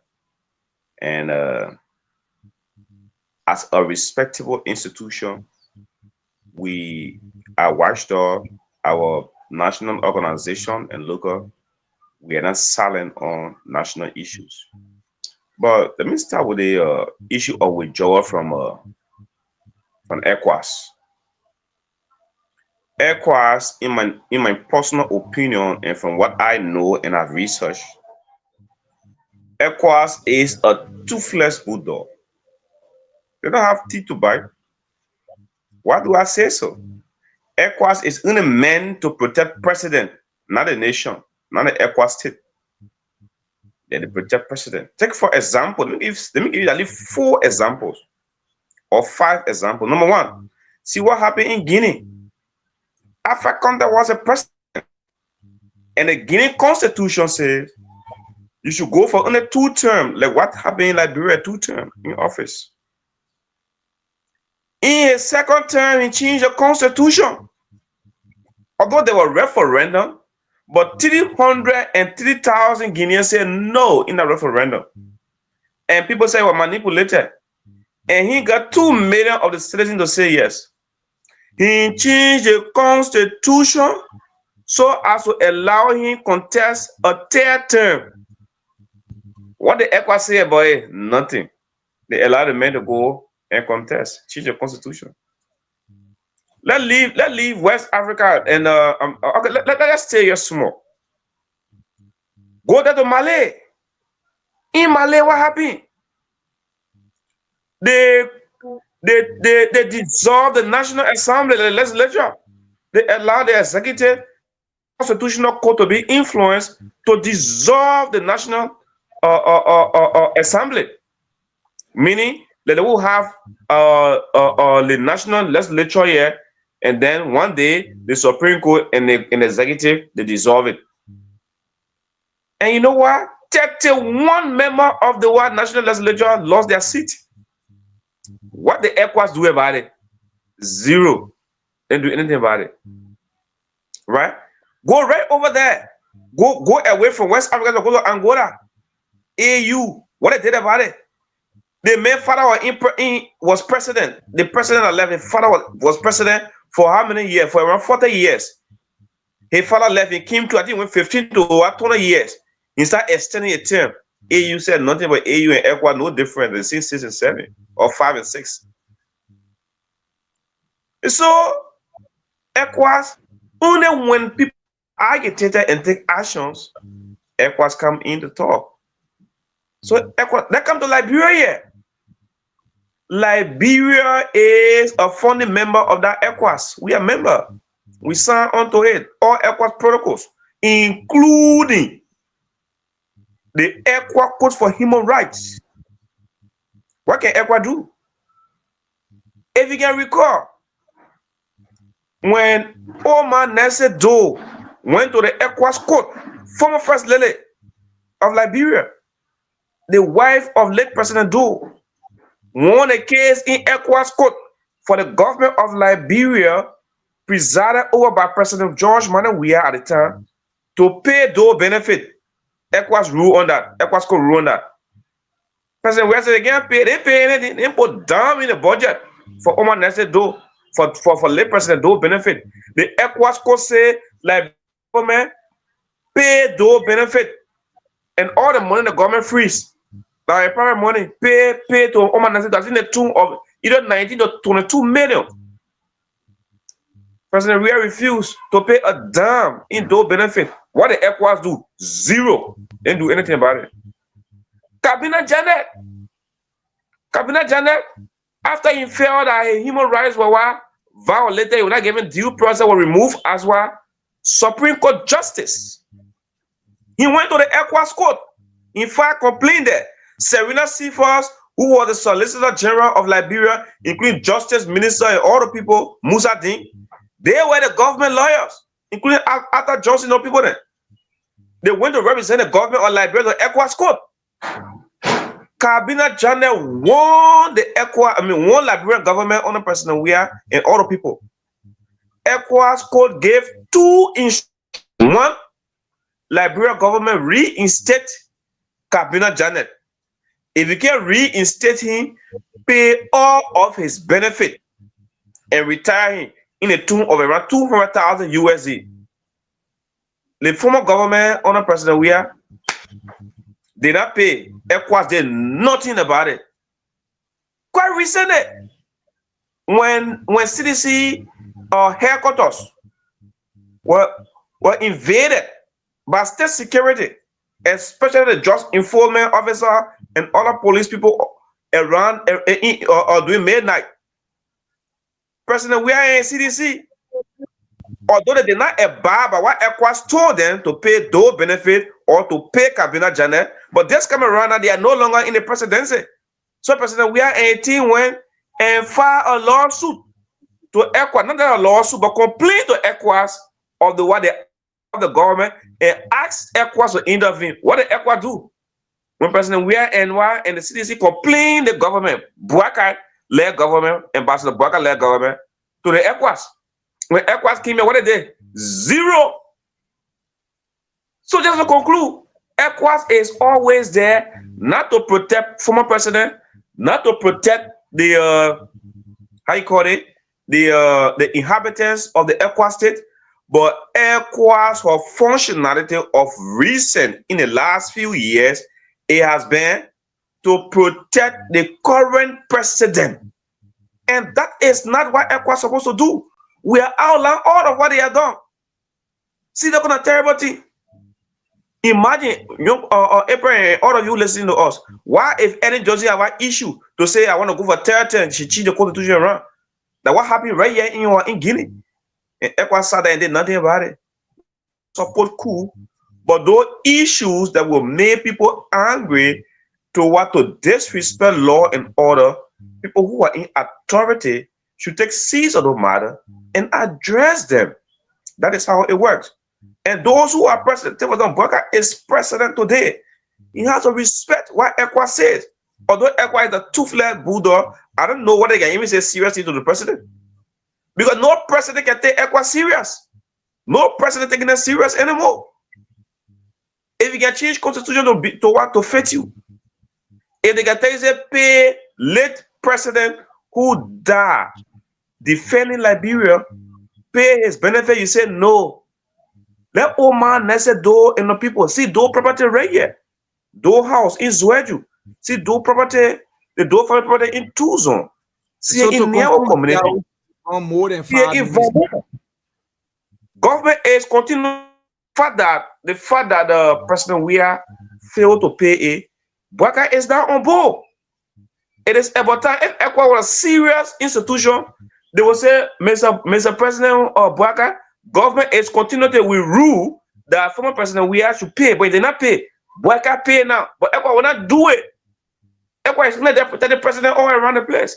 So the guy who left, they left being with ECOWAS and now with ECOWAS, no difference. The only thing I see ECOWAS say, we're going this way, we're going that way, and protecting president all over the place. ECOWAS is one of no use until they can shift this paradigm of their activities.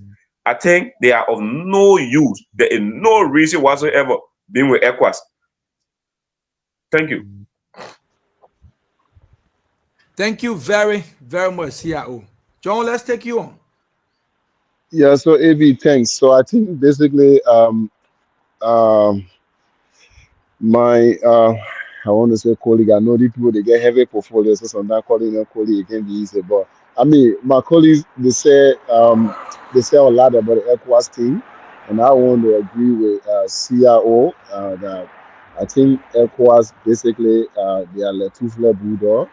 They are backed, it worries no one. I mean, especially in recent times, the way they carry themselves, I mean, they haven't really exemplified anything about seriousness because, like CIO talking about the Guinea situation, Guinea and Ivory Coast have basically the same situation, but Ivory Coast managed to maturely handle their situation. Unlike Guinea, where there was a military overthrow, and then the president was besieged, and then later allowed to take medical, travel out of the country. But what happened when ECOWAS decided to intervene with that situation? What the ECOWAS did joyously, and that's why that from that day I started losing, respect for ECOWAS because what ECOWAS did, ECOWAS set up a delegation to go to Guinea and intervene in the matter, talk to the junta there, that they should restore the right of the overthrown president. But guess who did ECOWAS send as head of delegation? ECOWAS sent Alassane Ouattara from Africos, the very same guy who twisted the constitution to enjoy 13. What a joke!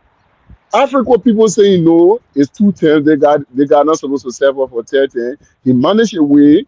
The citizens, the army, they were all mature to handle their situation. That there was no disruption in the peace or whatever. But it's a joke for you to send. I don't want to say criminal, but I mean I just trying to contextualize this. So for you to send criminal to go to a pastor and tell the pastor say, oh, please restore the right of the criminal.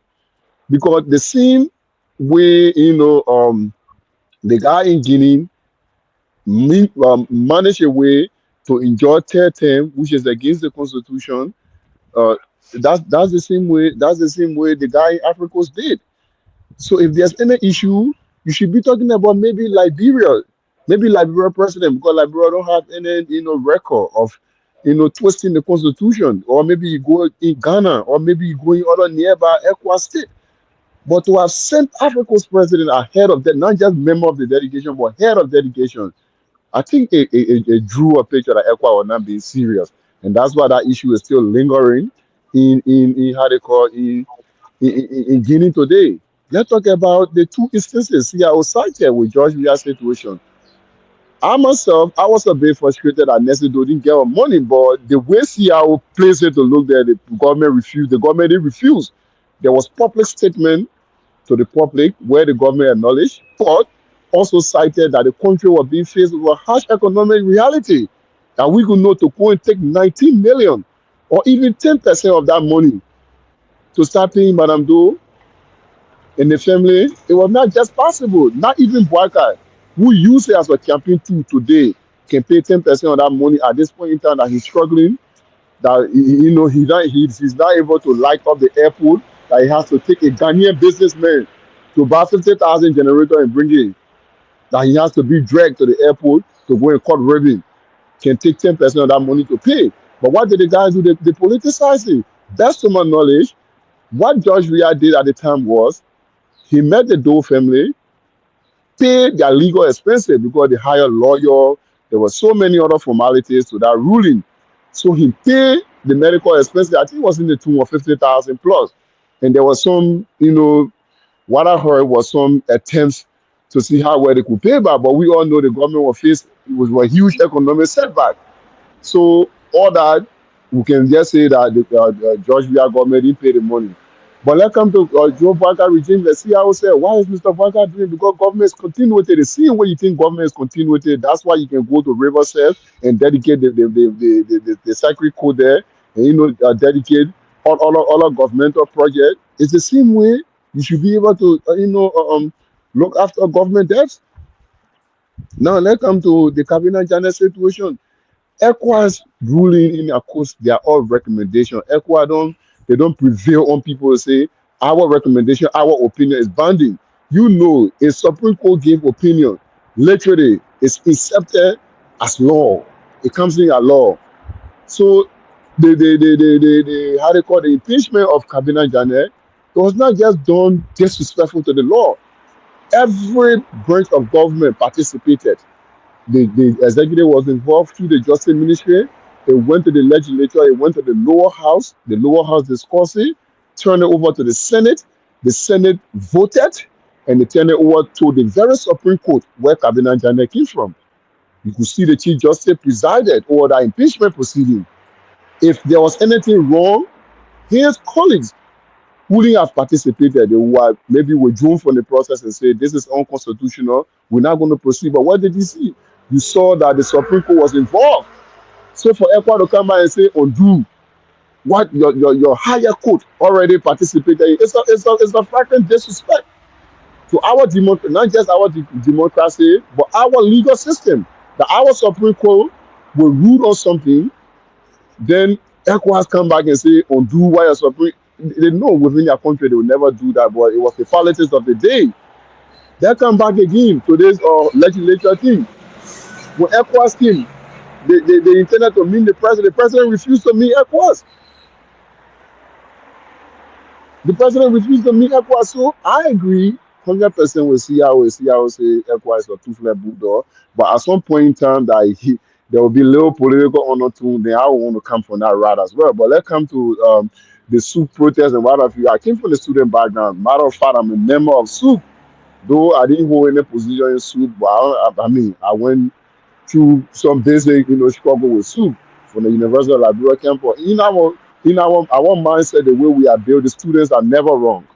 So whatsoever SOUP said yesterday, especially that's in the best interest of the country, I support it 100%. There's so many things going on in that country, most especially the flagrant disrespect to the rule of law. Mr. Boyka, just in 10 months, he has violated what 66 laws in the country, not just the constitution, but every other petty law. If it is law about tenure, you will go and touch and you will violate something there. If it is law in the legislature, you will go and touch and you will violate something there. Every aspect of our legal system or every law governing the country, Mr. Braga he has basically touched everything and violated it. I just calculated and I'm gonna do a piece of post. I'm sharing the chat with 66 times in 10 months. Imagine if you don't call this old man to order in the next 5 years to come, what will he do? At some point in time, I feel most of the laws being violated, they are people who are basically associates of the political rivalry. People who you have going rivalry with. Either from the CDC or from the ANC, Mr. Braga is not cool with you, and maybe certain law protect you will come there and arm twist that law. That's the more dangerous aspect of it. So at some point in time, I said and think I say, if seditious or maybe opposition people don't stand up, or patriotic Liberians don't stand up and call this guy to order, one day Mr. Braga will find one legal justification to lean on and erase President we are need from among the former president. And say the man, I don't even regard him to be former president. Fire go that your disregard that man from being president. The way Braga is carrying himself with too much hate. If care is not taken, he could do it. Because we saw Judy Andy. Judy Andy was in that ambassadorial position from the day she went to Clark Weir Foundation, that Clark Weir Hope thing where she did on the highway. As soon as she left from there the next day, Braga dismissed her. The simpler way for you to lose your job right now or for you to be violated of your rights, just associate with any opposition political party, other CDC or ANC. Just associate with them. You will lose your job or your rights will be violated. And this is dangerous for our country. So if there's any civil society or student-based organization who's looking forward that our rule of law should be protected and should be respected by national government, I think that's right. We saw that with the George Weah Dam. June 7th saved the state. It went on peacefully. I was just showing through Facebook. The police have started to brutalize people. I saw a lady being dragged. And that's wrong. 6 years ago, we were distributing food. People were being given food. People were being given water. Today, we saw during the CDC invasion, a lady was being, literally stripped of her clothes because the videos are there. You could see some part of her private parts, and she was being paraded in the street. Just now, as we're speaking, 3 to 4 minutes ago, and I was just going through Facebook, I saw another video, fresh video of today. Where are we heading as a country? So I think basically from the 3 stories you read, except that I missed anything out, but I think they all good story for conversation. And I'm looking forward to see what's going to be the opinion of our callers. Like our callers have been very contributive to some of our conversation. Yeah. So Avi, thank you. I think I've noticed my time finished, and there's nothing much more I can say about this because these are issues that Liberians are already aware of. They know how many times this president has violated laws. He's been called to order by international partner. Americans have rating. ECOWAS have come to intervene. He refused to meet ECOWAS. So there's nothing much to talk about here. It's just so sad that Mr. Kumi said it. We didn't take it seriously. Mr. Kumi said it right. That if you take the only pot lights in the village and give it to the elderly men to go make fun, the village will die of hunger. That was a parable, not basically that that the Baga is a farmer, so the call that were given to him. But you see the blatant violation of law today. You see how many bar concessions, not bar concessions, but how many bar procurement due. You saw the John, thank you very much. Your time is out. That one you're doing now, you on your own. I only thing I learned was Scream Yard. Scream Yard know how to restrict people, and yeah. Thank you very much. also you respected me if you got it I was like, John, I told you your time finished. You still talking, so I restricted you. That's what I love about Scream Yard. all Scream right, no Yard problem. Go ahead. ain't get problem. Yeah? Yeah, that's what I love about the era. You give me hard to me, I put you in the bar stage. And then, yeah. Baby, Yeah, mommy, although our regular time finished before you go to the caller, can I just respond to okay, CRO? so what happened? Let me give additional 2 minutes to each of you, because I know maybe see I will still won't come in. You say you won't come in, and John will still won't continue. So I I'll get appreciate additional 2 minutes. appreciate that. Listen, I take just you on. listening to CRO calling an organization uh, uh, uh, uh, uh, as ECOWAS a toothless bulldog don't sit well with me. And the reason being is that in order for you to call somebody a toothless bulldog, that means they ain't doing nothing, they work for nothing. That's a strong statement. What I want our people listening to this situation and to CIO for us to come first of all, as I said earlier, to identify the role of ECOWAS. What are the roles and responsibilities of ECOWAS? The main goal of ECOWAS is to promote economic cooperation. Let's say that again. Is to promote economic cooperation among member states in order to raise living standards and promote economic development. ECOWAS has also worked to address some security issues by developing a peacekeeping force for conflicts. So, if we look at ECOWAS' goal, which is the main thing, a reason for that development, and we listen to CRO bringing individual countries' personal problem issue to ECOWAS and blaming them for not coming in to fend and proof in between this and that or this. I don't see that. It is the individual countries that call upon, ask for ECOWAS assistance. That's not ECOWAS responsibility according to their goals to come and interfere or say what you must and must not do. They give suggestions, they give ideas. So you, if you ask for it, but I don't think it's mandated, it's the responsibility. If they do this or come and talk, the late president, President those wife situation or this other person's situation, that makes them all toothless bulldog. That's not their responsibility, according to what the goal of ECOWAS is. And we just said the mandate for ECOWAS um, is the mandate is a 15-member regional organization established in 1975 with a mandate of promoting, again, as we said earlier, economic integration and shared development of West African sub-region members. That is their main focus. All the other funding and improving part, when you ask for it, they come and they help you to kind of, come together and figure out the best solution for you.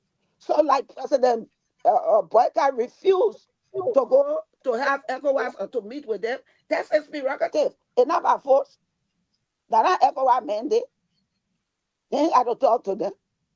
When on Sunday, when they at this meeting on Sunday, what happened there? Those countries that left, the leaders that left the group, when they presented and they said they wanted to leave the group, ECOWAS agreed. They approved the withdrawal of those 3 countries. Those 3 countries ruled by the military from that bloc. But they also offered a 6 month grace period for them to reconsider. And if they want to come back, they can come back. You see, those people asked to be removed. But now ECOWAS going to tell them what to do or what not to do. That's not their mandate. So we need to clarify that, make sure our people understand that when we calling them toothless bulldog, I just want to kind of let's understand that. Thank you. Thank you very, very much. John, take 2 minutes.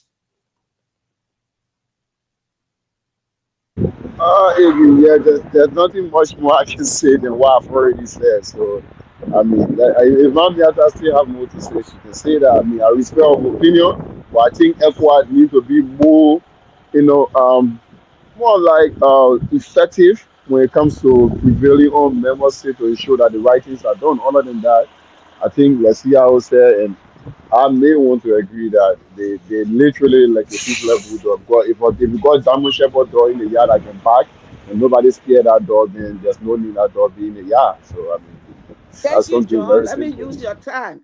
But again, that is not the mandate of ECOWAS. It's not. And if it's not, they can't do that which is outside of the mandate. If you request, they will come in to assist you, you know? And we have to understand that. We can't just be wanting people to do what we want them to do because of what we see here or think we know. They have a mandate. But the mandate has to do with the economy and the development. That is the focus. They also find that military arm to assist. But the other rest of the stuff there, particularly those who got to do with you individually, you want to collect your money, the market. How many other look at the other countries besides Liberia? Read about them and see how many of them carry those kind of issues that we're talking about that we think or we feel opinionated that ECOWAS is supposed to do for us. That's an internal problem. It Thank doesn't you. say in ECOWAS or mandate or the write up that this is part of our job or our responsibility. So we gotta make sure we understand what the situation, what the mandates, what the rules are of ECOWAS in order to be able to make. But you can't just kind of call somebody a toothless bulldog because the things did not go your way or the way you think that they should do things. If you want to do that, go join ECOWAS of for you ECOWAS and say, we're coming together and this is what we will do, or this is what we want. This is how we want you to function. This is how we want you to run this show. I'm talking to myself. Oh, Oh, okay. you're not talking to yourself. Yeah. Thank you. Okay. Okay. So let's move on. We're making progress. We are making progress here. CIO, let's take you on. Come on. Take 2 minutes.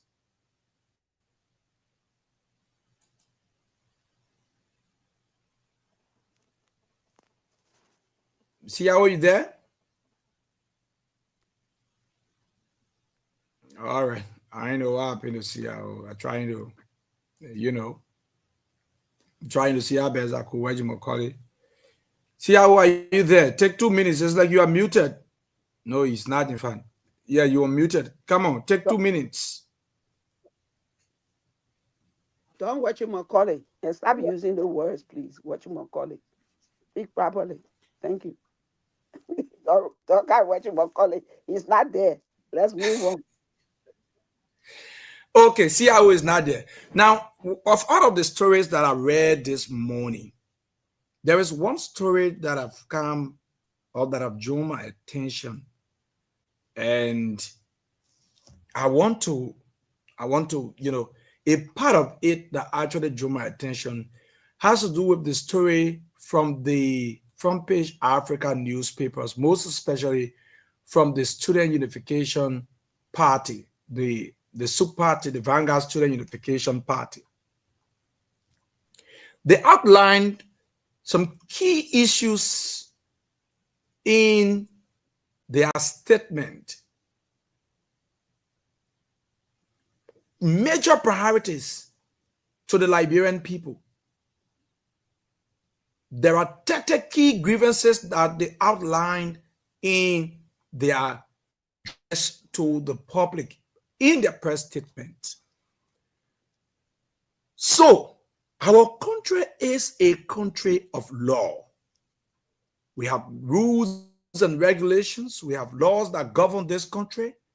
And we as citizens must be able to abide by these rules and laws that govern our country. What did this say that caught my attention? This is the part of it that got my attention this morning. They threaten,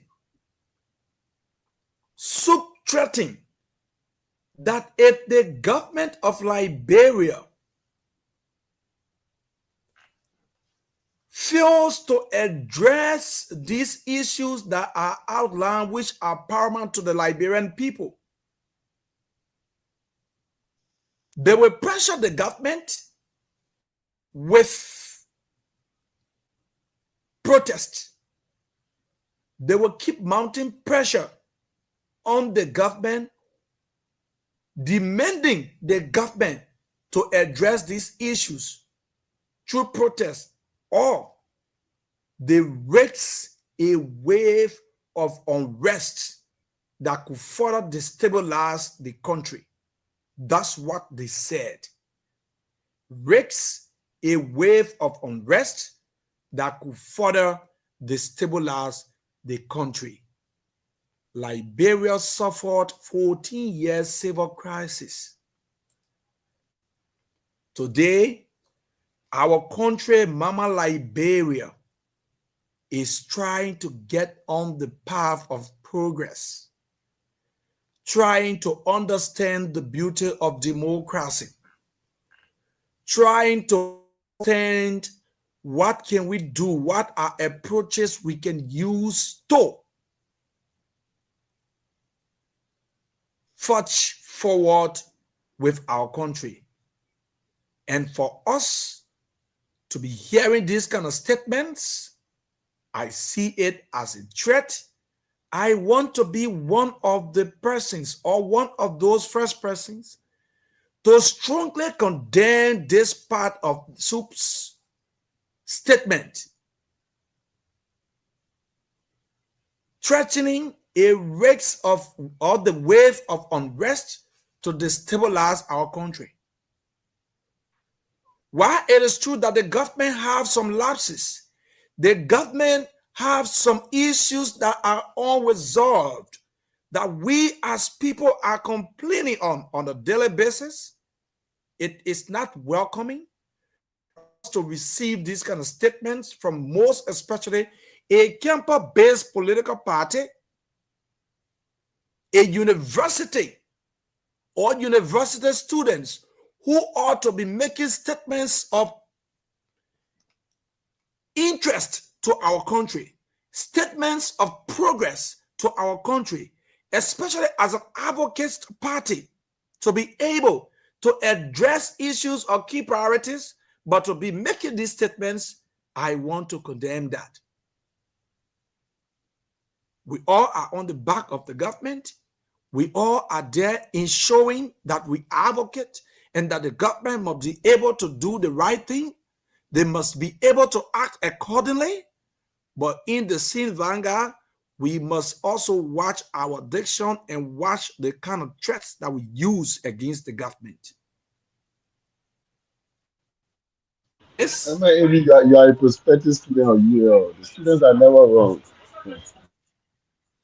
With this, I will give CIO his 2 minutes, and CIO, right after you, will go to the phone line and we can be able to pick calls this morning to interact with the public.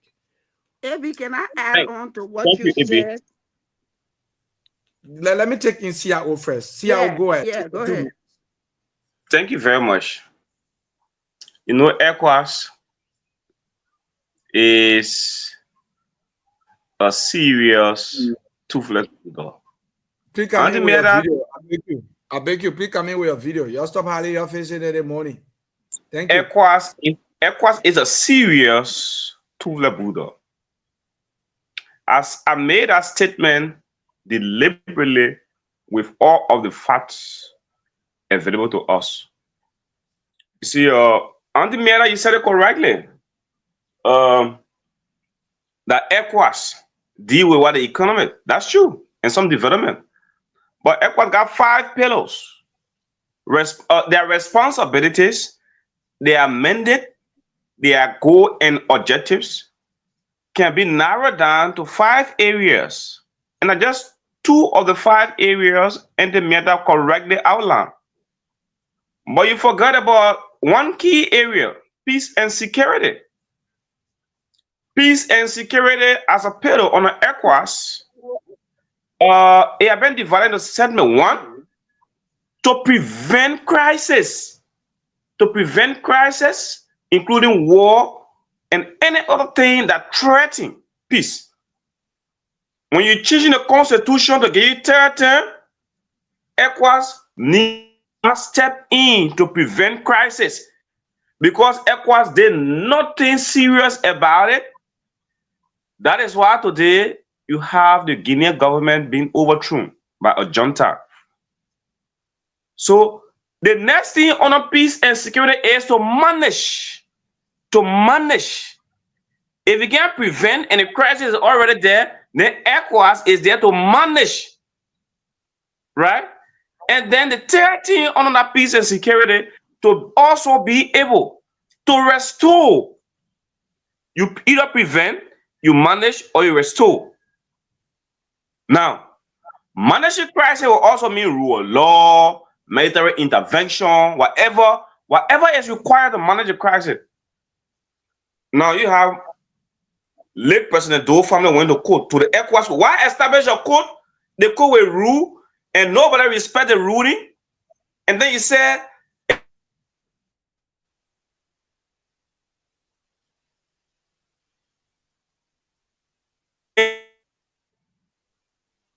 in this world. ECOWAS want to establish a court. Right? AB, are you getting me? We're listening to you. AB, are you getting me? Go ahead, CEO. CIO, go ahead. Hello, can somebody get me? Go ahead, CIO. So where in this world you establish a big court called the ECOWAS Court on Human Rights? We are giving examples in Liberia. They court rule on cabinet issue. John, we are again listening to what John said. I will join you another one. Maybe you people voices were there. Tell the president don't do anything about cabinet general issue.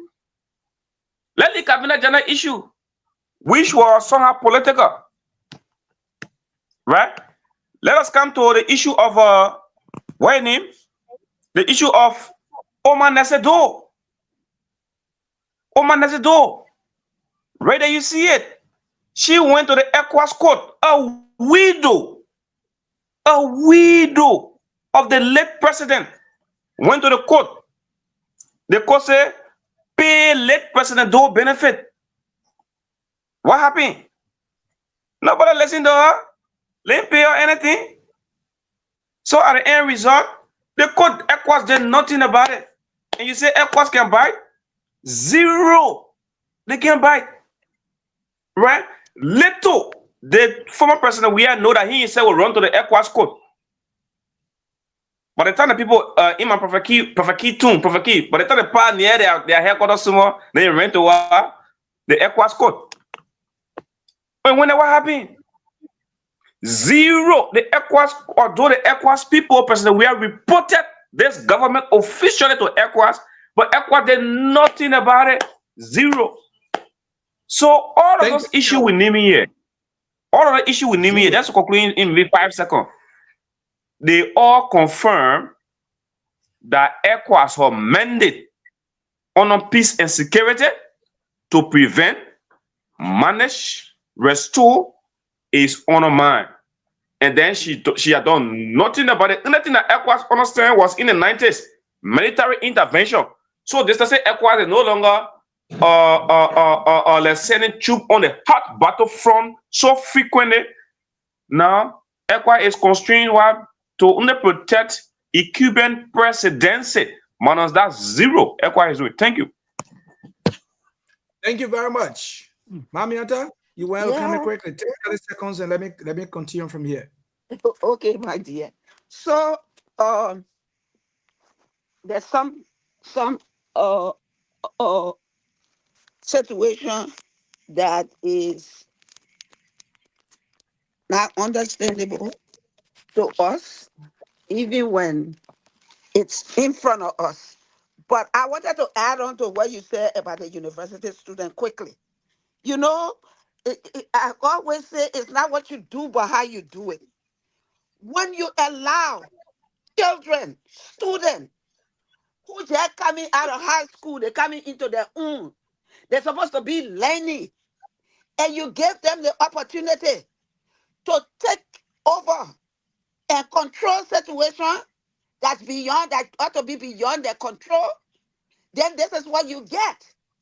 The administration of the university ought to outline what a union means, is what student or groupings are, what it is that their limitations are and are not. When you look at, for example, you look at union, right? What is the role and purpose of a union? The union is to make sure that management acts fairly and treats its workers with respect. That's the role of the union in any group, any business, any organization. Okay? Now, you go and you look at the role of student union. Student union is to represent students both within an institution and externally, including local and national issues. But the student union are responsible for providing a variety of services to who? To students. So for us to sit down and allow these students who did not enter university, they barely out of college yet, to come to the university campus, rather than sit and learn from the history teachers, from the mathematics teachers, from the social services, wherever it is, they hear threatening the government. That's not their place. Like you said, what come out of their mouth to make these kind of threat, it's not good. But because we're not doing the right thing like we should, maybe we ourselves understand it. Like I said, that the illiteracy that breeds the ignorance. So we don't know how to, what to. These are children. These are students. Their role, their main goal in the university is to learn, is to study, is to get within groups and with people who will clarify things for them to ask questions of things that they don't understand, so that by the time they leave there, they prepare. But we let them come and take over. So this is what you get. And it's wrong. I totally agree with you. It is wrong. It is not Thank good you, for the Mamiata. students. It's not good for the country. Thank you very, very much. We will go to the phone lines and pick calls if we can this morning. It's 11 a.m. already. So let's go to the lines and pick calls on 0881 0776 105 105. Good morning. Hello? Hello, great to have you. Name and where you join us from. Yeah, I go by the name Shaka Bali, political mechanic. Thank you so much for having me. Great to have you, Abraham. Shaka. Yeah, I want to appreciate Beata Stella Harris. I wish I could give her a kiss on her job or a cheek or give her a hug. I got one of her favorite pictures in my phone. I always look at. But Abraham, I think she said it all. Before there was ECOWAS, we had AU, we had ECOMO. And ECOMO died in this country for, I think CIO need to understand that ECOWAS have decided to dialogue and go through diplomatic channel, not to go with violence. That's why they decided, even during the time of Niger, you understand, not to be aggressive president, no. But they are not their constitution. Hello, Abraham. Go ahead, Shaka. Yeah, you know, they cannot say, oh, Guinean president should not go, even Wow, I lost Shaka. Yes, I lost him. Shaka, you can still join us back and let's have the time together. 081 14 3504 0776 105 105. Willie Katu, great to have you. Welcome back to the platform. Thank you, sir. You know, Abraham will wake up in the morning and we don't hear the voices of our teachers. It is somehow different because, as I always say, we are into this classroom to learn. Whenever the teacher gets on the board and explain topic to you, you want to understand it better, you raise your hand and ask questions. Now, I have a question again. ECOWAS in question we are discussing. I really want to know, how do ECOWAS proceed in member state political crisis, and when they get there, it's said that they're going to join with the Supreme Court of that country to rather very, or when they're going to suggest to that country's Supreme Court that this is how you should proceed with your very, in order for this crisis to not escalate and bring problems to the other remaining member states that is within ECOWAS. I really want to understand how do they proceed in running up very or judgment in terms of political crisis when it occur in any of the member states. Thank you. Have a blessed day. We await our answer from our instructors. Thank you so much. Thank you. Let's take calls if we can on 081 14 3504 076 105 105. Let's hear you this morning. This person, Shaka, we left the line again. 081 14 35 04 0776 105 105. Let's hear you this morning on the platform here, the State Podium. Let's interact here this morning. And so we'll take a calls now if we can. 081 14 35 04 0776 105 105. I'm trying to get a song here. Let me see what I'm definitely trying my level best. To get a song is a very good song to listen to. It's about peace. That thing where you're men talking, we're not encouraging it. Good morning. Good morning, Abraham Doggett. Mr. Bobby Sindai, great to have you. Beautiful recognition. Abraham, thank you so much. You know, I love your show and I love the way they finally always contribute on this show. They motivate us. Seriously.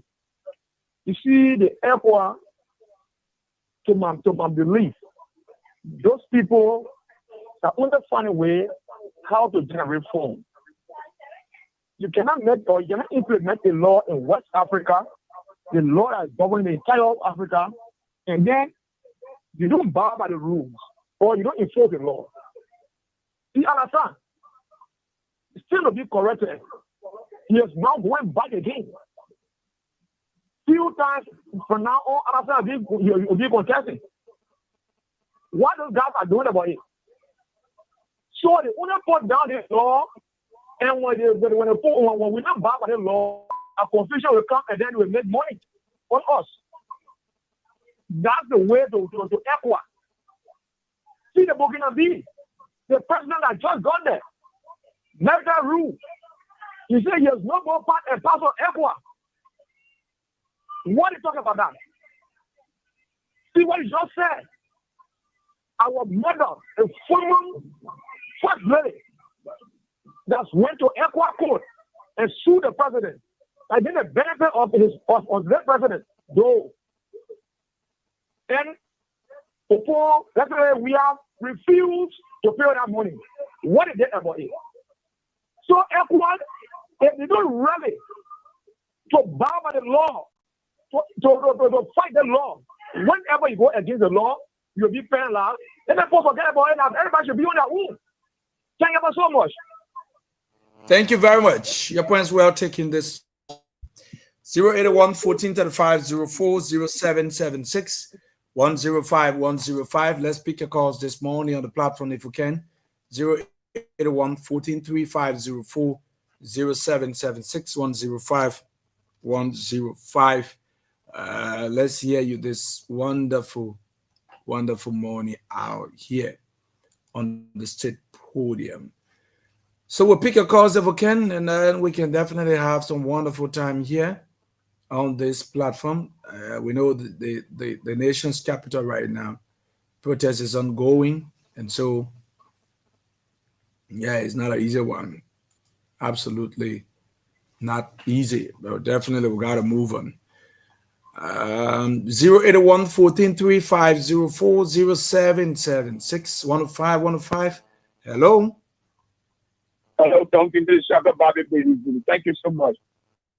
Welcome back. Let's hear you. The moment of election, do ECOWAS will not tell your president, no. She has to have enough evidences before the no. And at that time, the world was not digital. CIO can be really all the things them from the internet. That's a story. I notice about CIO reading because it takes time to research. You understand? So, like I was saying, ECOWAS force you to go to war with you. No, they are going to be able to engage you because they don't want more death. Well, why they never move to Niger president like that? You think we'll come to war? For us yet? No, they don't want to do that again. So, yeah. No. You understand? We cannot say, oh, we'll condemn ECOWAS. Issue. I mean, they went through that. You know, you have to have. But when I come to your president, the Cote d'Ivoire, the president of that will say, oh, don't amend the constitution. Very diplomatic. That only ECOWAS, we got EU, we got all international. But they will leave you with just to crash it before they can proceed. You know, these are some of the things I want to come again. Thank you, Abraham, for following the show. Thank you very, very much, Shaka. Okay, so I think we'll have to go back to the panel now, and we can definitely see how best we can move on this morning. It's after 11 already. So let's come back to our panelists this morning. Let's take caller analysis and parting comments, if we can, on the platform this morning. Let's begin with you, John. Take 3 minutes quickly, caller analysis and parting comments.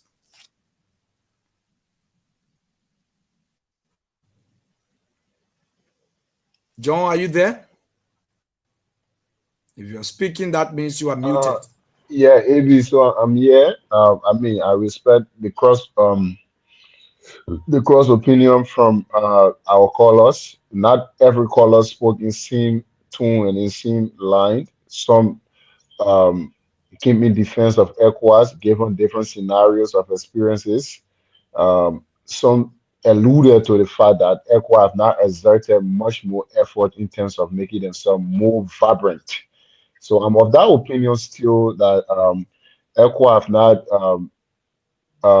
exerted much more effort in making themselves much more vibrant.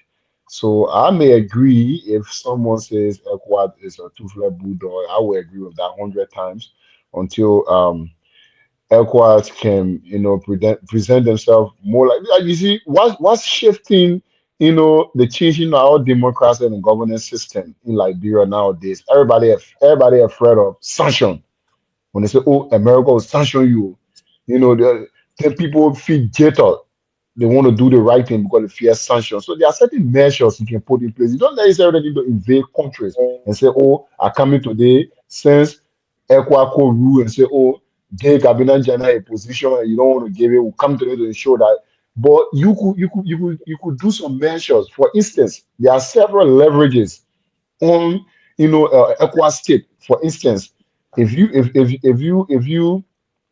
are a member of the ECOWAS state, you got freedom of movement. You could literally travel without passport to some ECOWAS country. I mean, at some point in time, you can travel with Liberia money. You go in other ECOWAS countries, some money changing bureau accept it.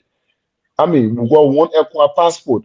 You don't necessarily need visa to go to other country, but if you go outside of ECOWAS state, going to other country, you need to go for some visa, or some, interest term. But that doesn't work with ECOWAS. So if, for instance, ECOWAS make themselves much more vibrant in the sense that if they, come up with proclamation or if they come up with ruling from that, because mind you, ECWA code, I hear they say George Weah went to ECWA code. George Weah didn't go to ECWA's code. Instead, George Weah went to ECWA's commission. ECWA's got different segments. ECWA, they got the ECWA's commission, they got the ECWA's code, and they get the ECWA's parliament.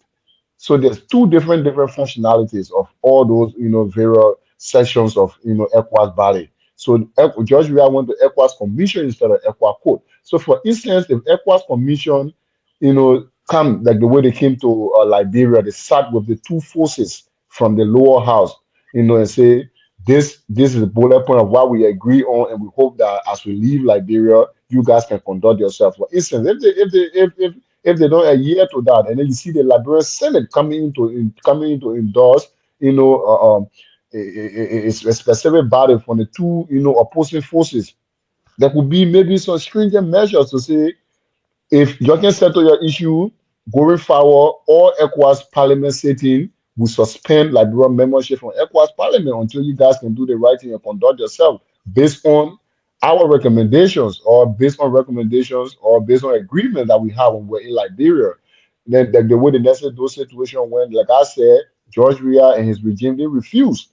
They welcomed it, but it's just a sin for anyone to think that in a struggling Liberia at the time, even at the moment, for somebody to go take 19 million for a struggling economy like Liberia to go and directly give to the necessary those family. Let me assume that people want 10% of that money. 10% of that money, any money that you can just go and pick up. So George Weah and the people, they made some effort. They cover every legal bills that were being paid by the Doe family, like the hire lawyer, the lawyer fee, everything were paid. The only thing they were not able to remit, or they were not able to pay the ECWA ruling. But now government is continuing to, how they call it, Joseph Boaga work in the PRC regime. The PRC regime literally brought Joseph Boaga to permanence, and Samuel Kayando was the head of that regime. Why is he doing today to also satisfy the family that brought him to national permanence? So governments continue to let them continue the cabinet Jana situation. Like CIO said, there were two major rulings. They said you either pay the man money back, or you put a man in a position. President Boaga had the opportunity. Even President Boaga can pay ECOWAS code, pay cabinet Jana money, but there was an opportunity where one of the associate justices died, Joseph Nangwe. If the way Joe Boaga and his people already campaigned that George Weah was being disrespectful of ECOWAS code ruling, that was an opportunity for Mr. Boaga and his people to respect ECOWAS code ruling. What they could have done was to reinstate Cabinet Jana, saying there was already a vacancy. But what they did do, they left him lingering on the street, and they took a Unity Party lawyer, wife, Cowboy Johnson. Cowboy Johnson is the lead lawyer for the Unity Party. They took his wife. His wife is currently on the Supreme Court bench. ECOWAS now came back to intervene with the House, situation. They wrote the office of the president. The president declined. He said he's not going to meet with ECOWAS parliament. So, I mean, what did ECOWAS do? Nothing. So what I'm trying to say in short is ECOWAS need to make themselves much more vibrant to come up with some, disciplinary measures that will make people jitter to do the right thing. For instance, start issuing sanctions on ECOWAS state. Start freezing some of their membership. Like, if you don't adhere to ECOWAS code ruling, we'll sanction you. Every immunity that your citizen enjoy, give them, your status as an ECOWAS member, will withdraw it. For instance, if you go to Ghana now, instead of using laissez passer or instead of using your ECOWAS passport, you will be obtaining visa from the Ghanaian embassy before Liberians go to Ghana. People will start getting serious around here. That's what we mean. They're coming to Thank the you, sir. soup situation, coming to the soup situation, just to close up in 30 seconds. Nothing much more. The students said that I seem to be harmful. Everything they're advocating for, they are deprived of their right. They are deprived of that right. See, since the government came to power, the university been closed. Basically, we should have run 2 semesters in the 1 year. There's no prospect of the university even opening next year. So at this point in time, they identify a situation that's not only affecting them. We all know the students, they are farsighted. God will send them to school to learn, especially not high school, talking about university. People come from diverse professional backgrounds. So not because the students, so they will not be able to speak to a national issue. Maybe you are a prospective student at the university. Like, you need to be careful how you speak to the bigger political party on the campus. If that will deal with you when you come on that campus. But I mean, I'm just joking. But I mean, I think the students were wrong. In my opinion, the students are never wrong. I told you the politics myself, that man against scare me. Will deal with you on that campus. The students are never wrong. Never challenge your colleagues. The students are never wrong. They are writing everything they do. No, we don't. If the country is at the point of unrest, we wouldn't be having these opportunities to even go to school. So most especially, I'm not totally against their statements made. They outline a very good point. In fact, 30 good points that they outline. But the manner and form in which they ought to engage government to be able to resolve these issues that we now what you can be talking about. We will have to go to unrest, which will destabilize the country. No, we won't destabilize the country. We don't want to. So that part of it, we will definitely not encourage them to do that. But where we have a point of negotiating, protesting, exercising our constitutional franchise, then yes, we encourage it because it is constitutional. Let's take you on CIO. 3 minutes wrapping up. Color analysis and parting comments. Thank you very much, AB. To my brother and friend Shaka Babe Suru, I always appreciate your comment, your insightful comments on the show. However, the reason why you are drawing other people to think that my research can be one-sided, because without law and policy, I do not speak. Yes. This morning I was talking about ECOWAS. I told you I reduced ECOWAS. ECOWAS is a mandate to 5 pillars. And I told you one of the pillars there is what? Peace and security. And border points on peace and security was what I told you about. To prevent conflict or crisis. Right?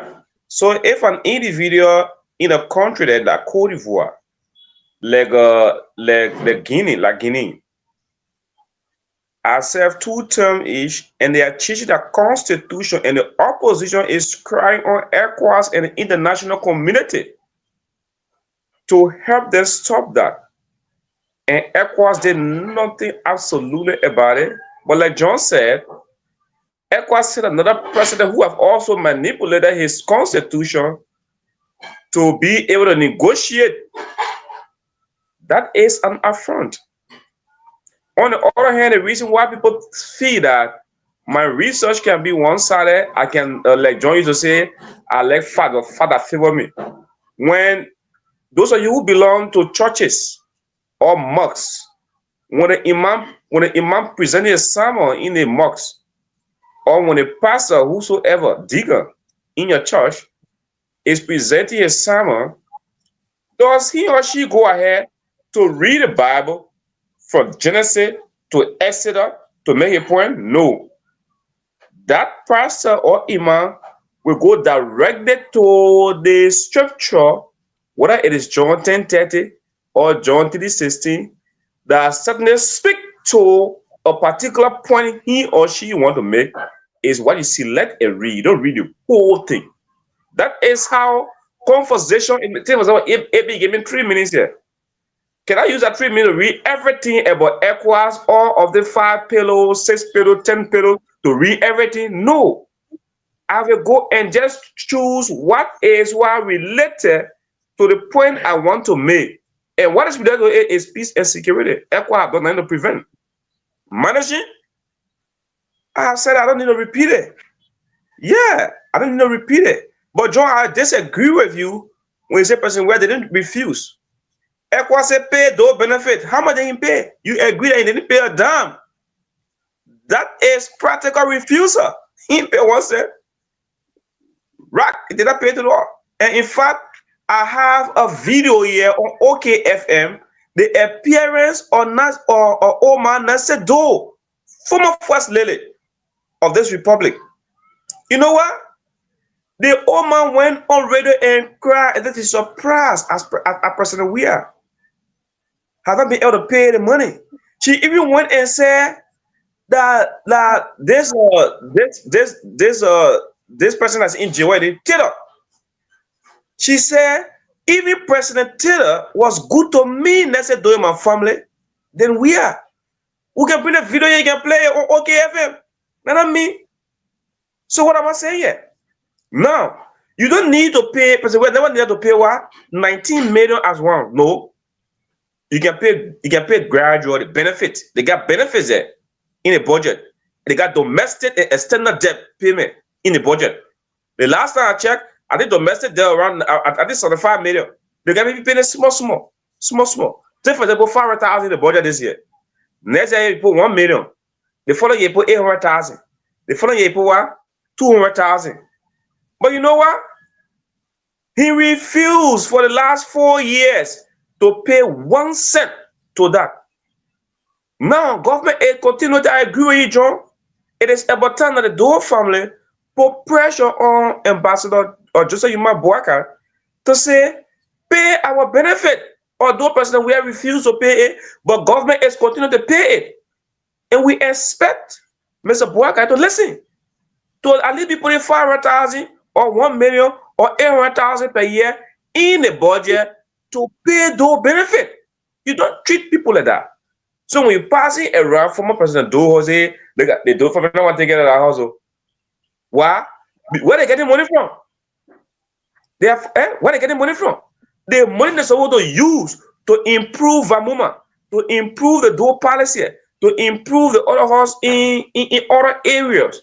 That the money the government did not pay for 6 years last time. This other 6 years come here give me go free. It should not be. And ECOWAS is saying nothing about it. Those are some reasons that make ECOWAS too flip bulldog, right? So having said that, I think it was a good show. The only difference between some people and myself is the Kofa case that before the Supreme Court. Today, a Supreme Court said in our ruling, we say everything the majority bloc have done is wrong. I will come back and stand on the side of the Supreme Court. Well, our law are nothing. I will not be going to ordinary conversation. And the Supreme Court come today and say, on Okofa, you are the one legitimate speaker of the House of Representatives. We have presiding power and we have rule that you are the one, the legitimate speaker. Anything done without your presence is not involved. Whose side I will be on? Right on the side of the Supreme Court. But on the other side, some of our colleagues and friends in there who listen to us, when the law rule against their side, the side they support, they still remain adamant and it is wrong. There's a Bible that says it is better for the soul to die than to confess. And that Bible applies to most of you who listen to us. When the law says you're wrong, you're wrong. Nothing you can do about it. At least if it were the circuit court, then we can debate it because they have to go to the Supreme Court. But when the Supreme Court land on it, finish, right? So, AB and all of you, thank you very much. I will encourage our colleagues who listen to us and those who are also on the panel to measure our arguments, our expose, our opinion by policy, existing policy or laws. When we Thank you so do much. that, people to live in the confines of law, and then we can have a respectable democracy. That and just a quick John, I want that research. Thank you so much. I finished with you already. You finished. So when you're talking now, you're on your own. I already at level where you more call it. No, you didn't have to get a man time. Why research the man asking for it? You mentioned you want research, it's all getting time to state it. No, I Maybe finished I with the could man help. already. I finished with the man already, Baba. Yeah. Mommy, I Mm. thought take on. Oh, oh, I'm laughing because see how parable where he say it better for the chief to die than to confess. Was that you correct me quickly, please? Yeah, it's better for the Zodo die than the It better for the soul to die than to confess. But listen to that, listen to it very carefully. It better for the soul to die than to confess. What does that say? That means all the here that is so no, that is truthful, that is so no, that is wrong, that is so no. The plenty babati underlying, conniving, backstabbing there. Rather than the soul can stand up and spill his guts to talk about what he know, he must die. So if he die, that means all the things that what he know, they go with him to the grave with me, we will not know nothing. Eh? So when you were making that other parable, I'm like, really? They so much carry all the secret. So when I get nothing, when I know nothing. So when we don't know anything now, then we begin to make up things. You see, all the grammar then that gone before us, they didn't teach us. They didn't write nothing in the book for us to read to find as a guide. Here we are now. We all acting like we know what we don't know. So that was a statement that I'm listening. I said, okay. The other thing that CIO and John alluded to, that within CIO, the ECOWAS has a mandate. Within there, two of them talk about, they broke it down, that this big organization called ECOWAS has components to it. So if small like Babati situation come up, the BO organization are going to take it on. They're going to assign it to somebody in this particular department, whether it's the conflict resolution, whether it's the, wherever it is, they have those components that will go to help individual countries to settle their matter. Not that they will come and overrule, override, overrun that country's own constitution bylaw within their own countries. No. They will go say now, they say, okay, this year they say those story here that you're going to try to settle that conflict there with the family, that's personal stuff, and the government to see how, and then people then will go, the first thing they will ask questions. They will not jump out and say, you pay the people money. No. First of all, they want to know how the $90 million for money. The 90 million that money that they may work for, that was his salary, that was his benefit. What is it? So they understand. Before they go after people, to talk to them, more or less encourage them to do the right thing, but they cannot force them. So they ECOWAS, the whole organization being a bulldog or a toothless bulldog. Again, I say, if they have these components, and these components solving problems in different aspects, does CIO know everything and anything about ECOWAS, what they did, what they have done, what they continue to do, that they have never done or are not doing at all to render them to be is toothless.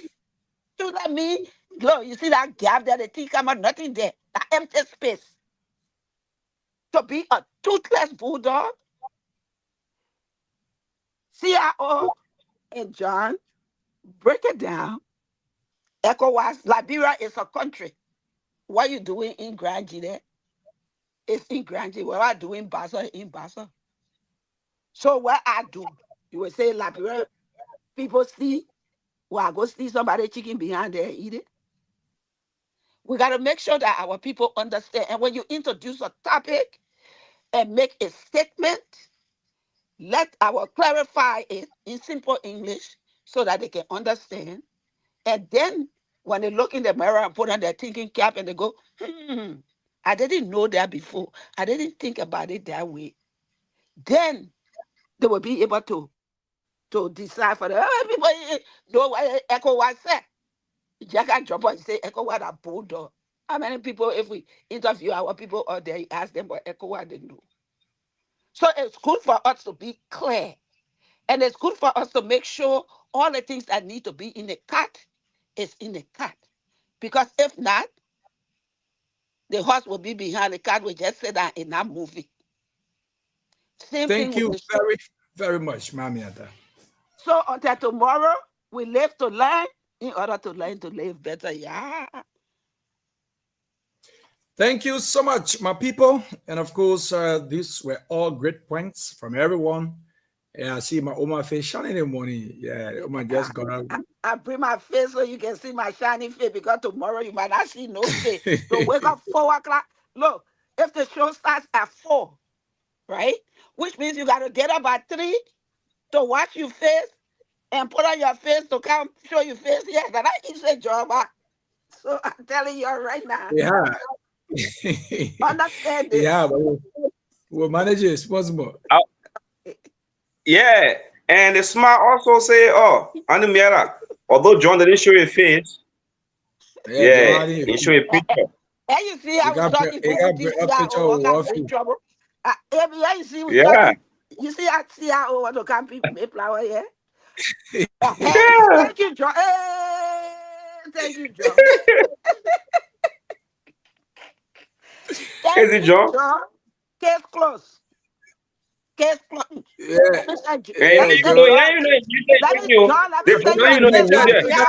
All my people.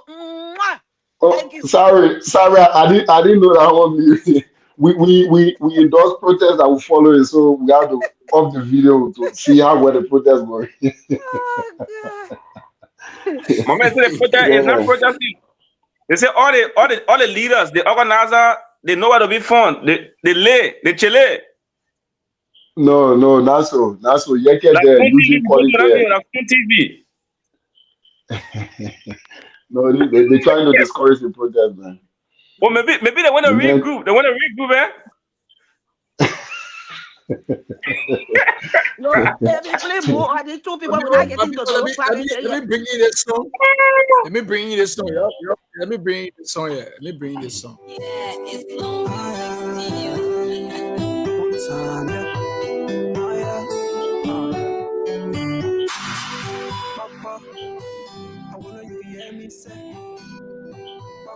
Maybe you come into University of Labrador and then you condemn student activity. You better be careful. Maybe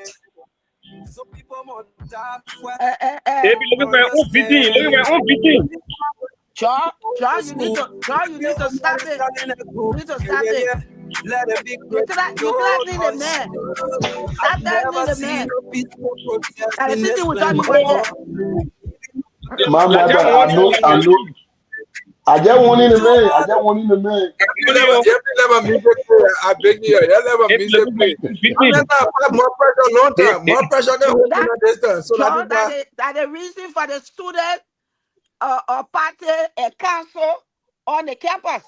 Their job is to make sure that the study hall for y'all to go and study. That the library have computers for y'all to. Y'all reason for going to those schools that to study. They not to go be threatening nobody. if these things are not if these things are not being shown, what do you want the students to do? Barely a year now. It's been over a year that the Then students are meant to be the half of that right. student talk to administration. That's the Administration first not step. listening. There's there's a Administration not there's a listening. there's a rank and file, my man. Rank and file. The student go to the student council. But And wait, the the school got student president? council go to the leadership. You got president? No, The no schools that are president. acting president there, no president proper. You But got then you need president? to shut No, the here, no school tape. down.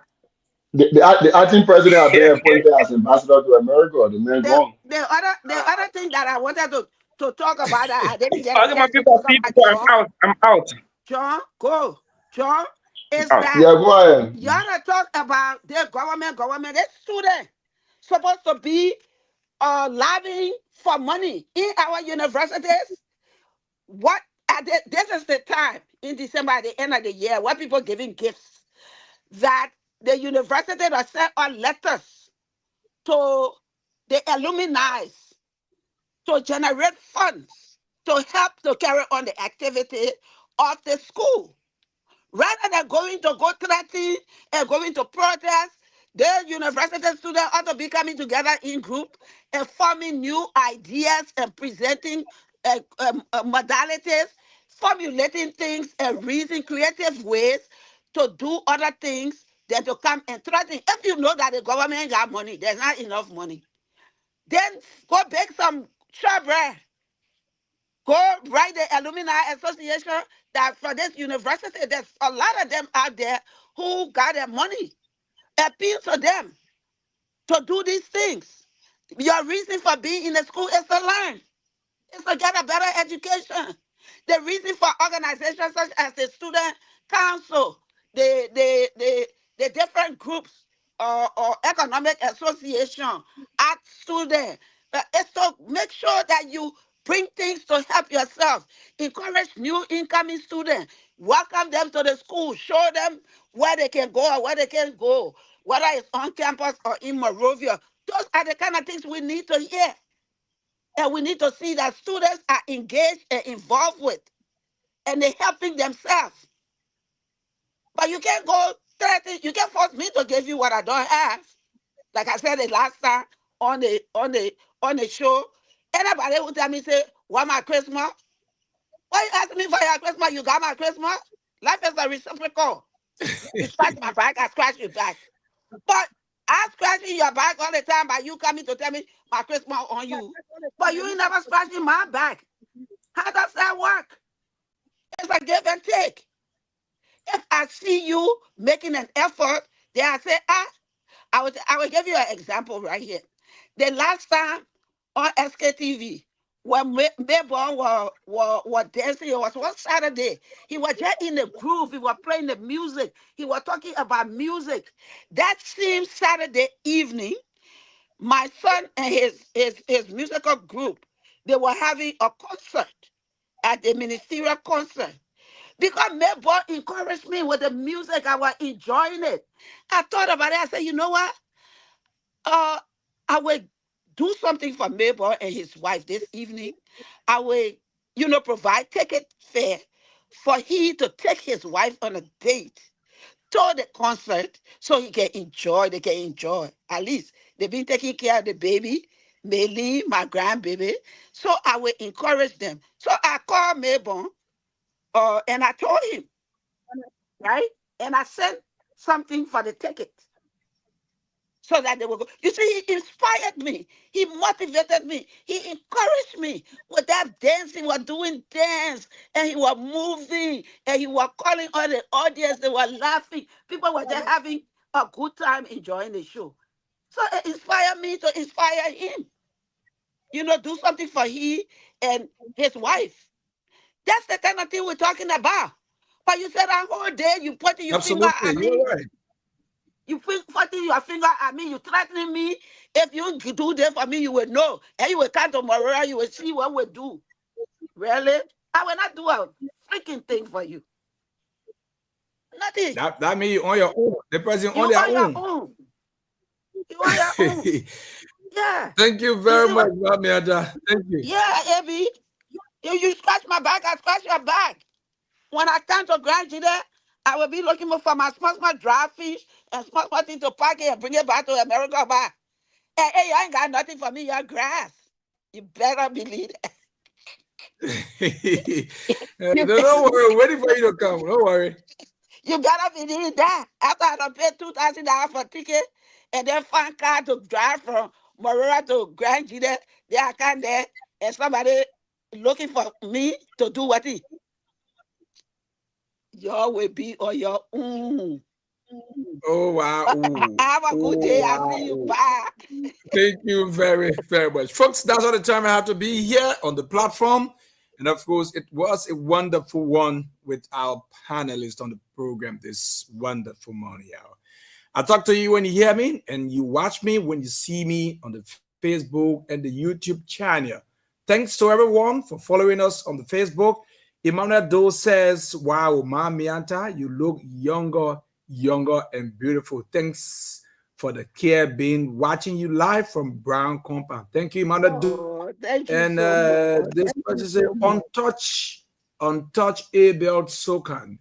A person said, watching from my ELWA resident Monrovia. Thank you so much.